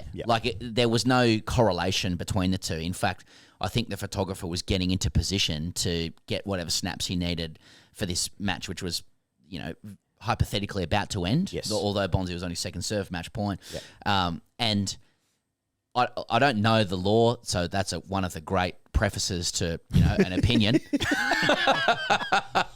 But how is it intuitive that serve becomes erased off the back of a subsequent action? It's an unreasonable delay. Yeah. How does that reinstate Bonzi's first serve that he has clearly missed without any issue to that point? Why doesn't Medvedev get access to a second serve even though there's been a delay? He was entirely right to question that. Yeah. It's just that I like it how Boris Becker says he needs professional help now. Yeah. I mean, Medvedev ends up winning that set. I'm just looking at it. It was and the next set, but Bonzi won the fifth. So the ruckus that Medvedev caused, like it got to Bonzi clearly in some way before he, Medvedev spends 6 minutes, working the crowd up into a massive. He's like doing a chant as well. Yeah. He's saying he's like, what did someone say? Like, I don't know who someone is, but like he said someone's name. He's like, what did they say? What did they say? It was kind of weird. It was like jarring how quickly Medvedev recognized the situation and went straight to the crowd. Like he almost started to wind the crowd up before he spoke to the umpire. Yeah. Just going like, well, what's doing here? Why does he get a first serve again? Yeah. Do you remember there was like footage went round of this guy at a golf club, and it was like a club champs day or something, and this guy's like going mental about like someone else hitting up on him. Yeah. And then like he's like an old guy, Yeah. and he was like having a breakdown. Then like he blows up, he's smashing his bag, he's screaming, he's calling the guy fuckwit, whatever.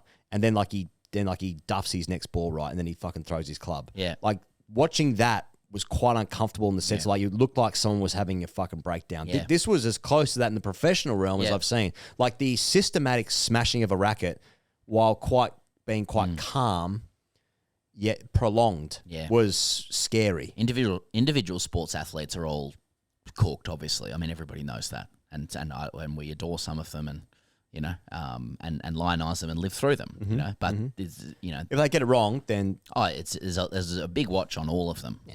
As far as I'm concerned. Yeah. But he did win the next set 6-love, Medvedev. So he was obviously he was composed in some way. It did get to Bonzi. And that's what's happening in the US Open. Okay, good news. That's good news. Now, what about the golf, Pezza? Timmy, as I call him, Timmy Fleetwood. Yeah. Tommy Fleetwood finally wins. He had won. Poor old Tommy Fleetwood. He'd won $32 million in the PGA Tour without a win. That's $11 million more than the next most. Those are US dollars, by the way. He's been runner-up 6 times from 164 attempts on the PGA Tour, 44 top 10 finishes and 30 top 5 places. Also a silver medal at the Paris Olympics, finishing 1 shot back from Scotty Scheffler, who did win gold in that. So he's always the bridesmaid in that regard. Okay. I mean, those are incredible numbers. I mean, he is one of the greatest ball strikers of his generation. Right. He's also one of the most popular guys on tour, no question about that. So he won the Tour Championship at Eastlake the other day and walked away with a FedEx Cup plus $10 million USD as well for his troubles. So the Tour Championship is the top 30 money winners for the year. It's the last PGA event of the year. To wrap it up, he's been so close recently as well. He's sort of fallen over on the last stage, the last sort of 3 or 4 events. He's been so close. As I said, one of the most popular guys on tour. He had tweets of support from Tiger, LeBron, Caitlin Clark. He's an Evertonian as well. So Everton FC was tweeting him, good wishes, and just nice to see nice guys doing well. So good on Tommy Fleetwood. Got it done. Everyone's happy. Everyone's happy. He's one of those guys, when a nice guy does something well. Yeah, but there's always condescension to that as well. It's like you feel comfortable about somebody else who you don't see as a threat. You see it in sport all the time. Yeah. I really hope the Raiders win the comp. That kind of thing. Sure. Because you've never bothered me before. Wallabies are back. You know what I mean? I can fold that into my business plan, my emotional business plan. Yeah. Teams that win all the time, no time for you because you give me problems. Yep. Okay. So good luck well done, Tommy Fleetwood. Hopefully he can become a villain soon. Yeah. West Indies cricket, Wallabies. All of it. Yeah. Exactly. Mm-hmm. Wouldn't it be great to see the Wallabies go well? That's when you know you've fallen. Exactly. Yeah. Hate it. Hate that. I have a couple of other items, mate. Yeah, go on. Before we get into boys, actually. Gout's broken 10 seconds for the 100. Oh, yeah.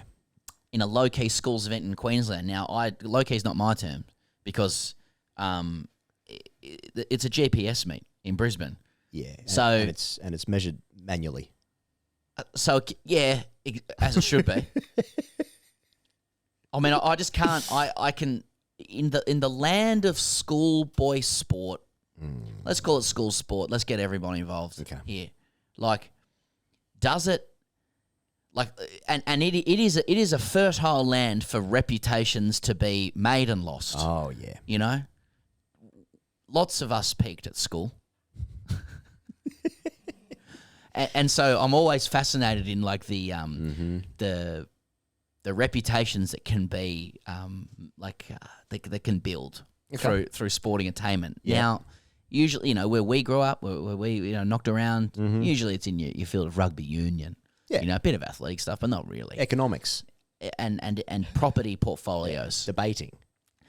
But like going to a school meet and busting out sub 10 when people have got you nailed on for gold at some stage. Probably barefoot. Well, yeah, you know, however he likes to run. But like I don't know, like how does he go at a house party after that? Yeah. You know? Pick of the litter. He's pick of the litter. He's got pick of the litter. Sub 10 at GPS sub 10. Is GG coming tonight? Yeah, imagine the people who'd say they knew him and stuff. I feel like I have. Yeah. 9.94 seconds. That's also Bradman's numbers. He didn't go past Bradman though. That's respectfully. That's a really good sign. That's respectful. That's a really good sign. So he's a respectful young man as well. What a gentleman. Speaking of respect, shout out to Belinda Clark and Andrew Gaze. Yes. Hall of Fame. Legends of sport. And Yang Guao, who is I believe is a Philippines coach in men's basketball. Okay. Oh yeah. Australia and New Zealand shouldn't be playing in our zone. They have a natural advantage in genetics. Yep. That's John Lewis areas That's John for Lewis, me. Yeah. Surf life saving. How can we compete on the court? Again, when opposite like other nations genuflect to the superior genetics? well, I don't know why I was recognise. including New Zealand in that, They but recognise, yeah. it's that's game set match. I don't need to watch sport anymore. How are we supposed to compete in the paint if these coats are swim between the flags? Which is Monday why, to Friday. Which is why the Pat McAfee video confounded so many. Yeah. Does he have Australian heritage? His dad must have fucked a kangaroo or something. All right, last boys for the year. If you're new to the circus, just an opportunity for people to correct any mistakes we've made, because it's one of the great pastimes of toxic men, including us, by the way. I've got to say, based on this episode, I'm glad that we won't be reviewing next week. There are a lot of people who think that there's a 4D chess going on with it, and we leave trails, we leave crumbs. Like, no, just dumb. Okay. Now, lacking detail and research. Tom writes in, it's simply entitled Carmina Burana. Boys, I'm not totally sure, but I think Pez went to a choir school. Assuming this to be true, imagine my horror when he stated last week that O Fortuna was, quote, by Carmina Burana. Carmina Burana is the cantata of which O Fortuna is a movement within. But of course, I know Pez knew this deep down. That's what turns me on about him, his attention to detail. Regards, Tom. Stephen follows up, also entitling his boys Carmina Burana. Okay. Boys, O Fortuna is not, quote, by Carmina Burana. It is both the first and last movement of a larger piece of music called Carmina Burana by the German composer and educator Karl Orff. Carmina Burana actually has 25 movements and takes about an hour to perform. You're welcome.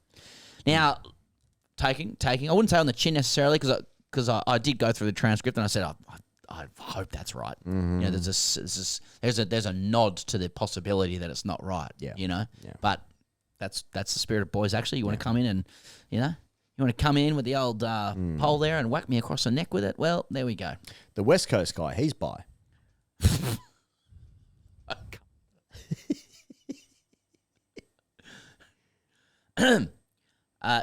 Okay. All right. Well, here we go. Tom, right? Another Tom. Simply entitled "At the End of the War Between Doctors and Nurses." So he's got the final say. Well, just wait, because there's a few people have entitled it similarly. Yeah, okay. I couldn't include everybody's, by the way. There's a couple who wrote in some very thorough ones. They're just too long, and if that's me saying that,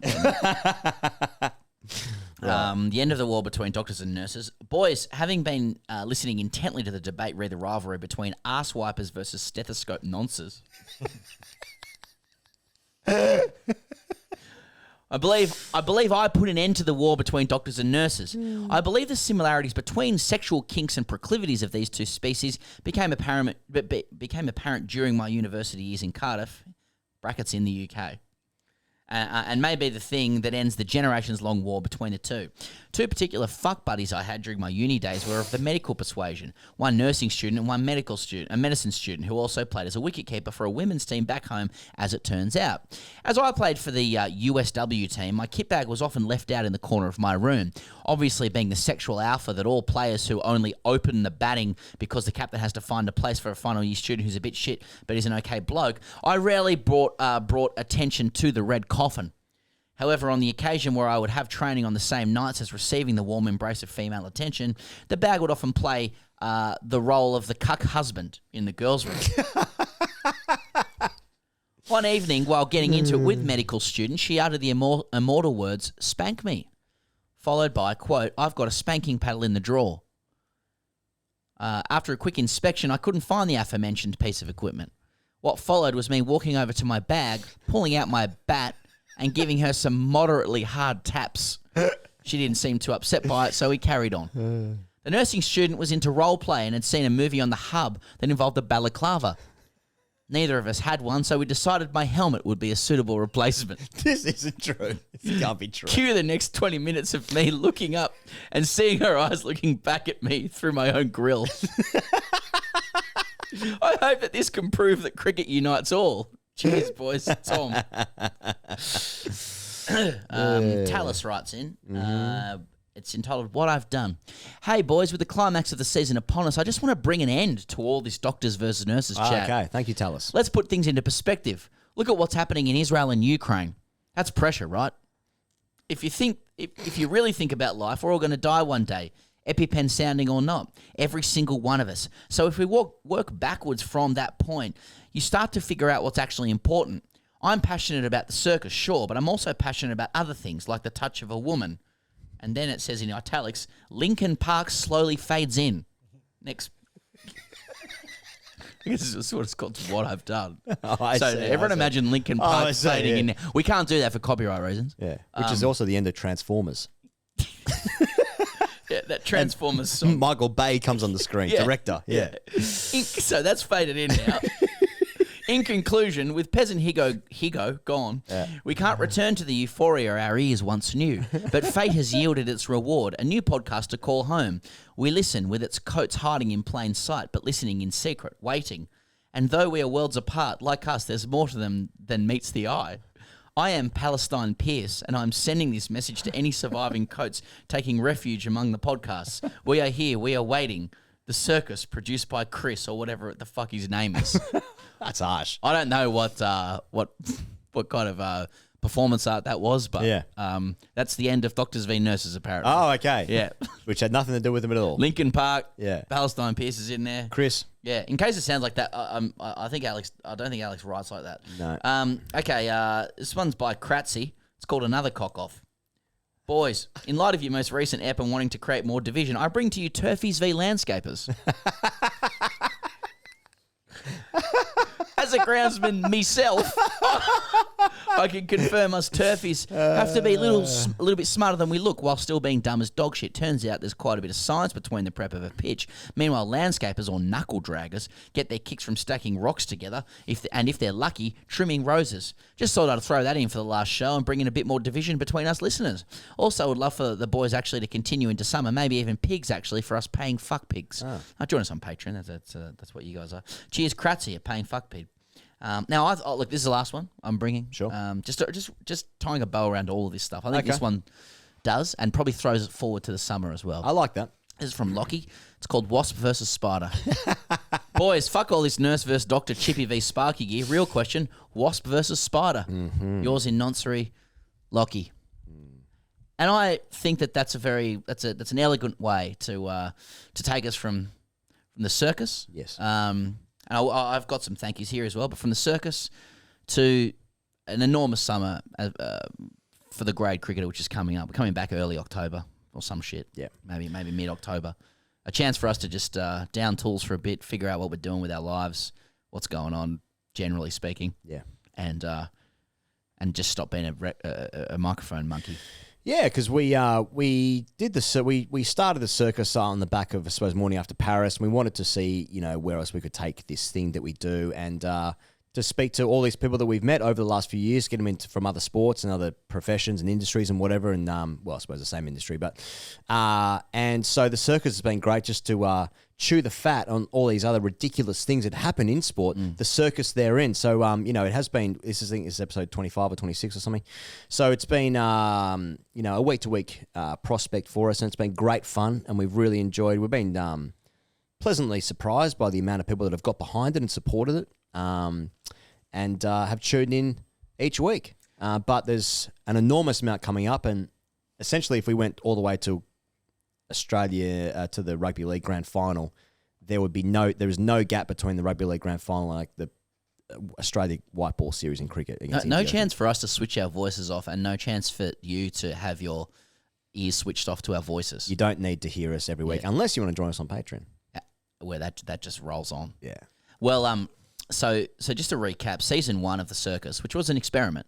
Yes. It's been an experiment, and I think we'll go back to the drawing board, obviously, not to be confused with the sounding board. I think it's called that. It's been 25 episodes, 1 live stream, and 1 by round. Right. There might have been 2. Were there 2, Charlie? Yeah, I think 2. Sounds familiar. Well, so some comps have that, right? So they do. Yeah. Sorry, 25 episodes, 1 live stream, and 2 buys. Episodes recorded in Melbourne, Bengaluru, Mumbai, and London. And I just want to thank the guests. Just a roll call over these 25 or so episodes. Any good ones? Thanks to Huey, the Kick It Forward boys, Marley Silver, Bob Murphy, Goxie, Dan Connell, Palestine Pierce, co-host in your chair, Ryan Pappenhausen, Max Rushton, Phil Waugh, Brandon Jack, Tom Morris, Tom Decent, Vince Rugari, and Prime Minister Anthony Albanese. Broad spectrum. It's a broad church. In terms of other contributors to the show, thanks to Dylan, who jumped on for a couple of Carlton. Come cleaner.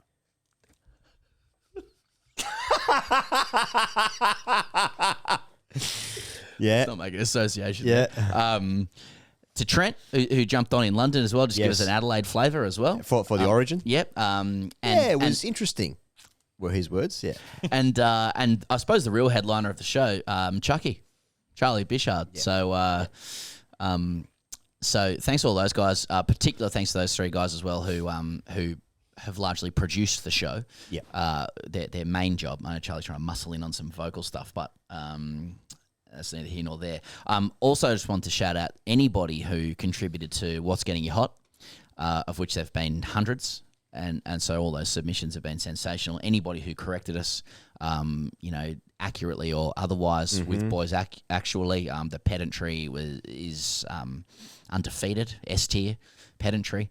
And anyone who's listened or watched, thanks for making the circus what it is. We'll figure out what we're going to do with it next year. I'm hoping to come back bigger and stronger. But we take a little break now, and then we come back for I'd say a pretty white hot summer. Yeah, pretty white hot summer. Echoing Pez's sentiments there. What a wonderful time we've had on this show over the last few weeks. Charlie, anything you want to say to the people out there? I think you've been the star of the show. Yeah, maybe closing comments. Can you close it out? Yeah. Probably. No, thanks. It's been fun. You want me to close it out? Yes, please. Okay. It's called professional development. I've got a crowd now behind me. You can do it. What do you say? Just finishing it off for the audience. Yeah, tying a bow around around this venture that we started at the start of the year with the Prime Minister. Yeah. Okay. Thank you to all our guests. Thank you to you. Thank you to the listeners.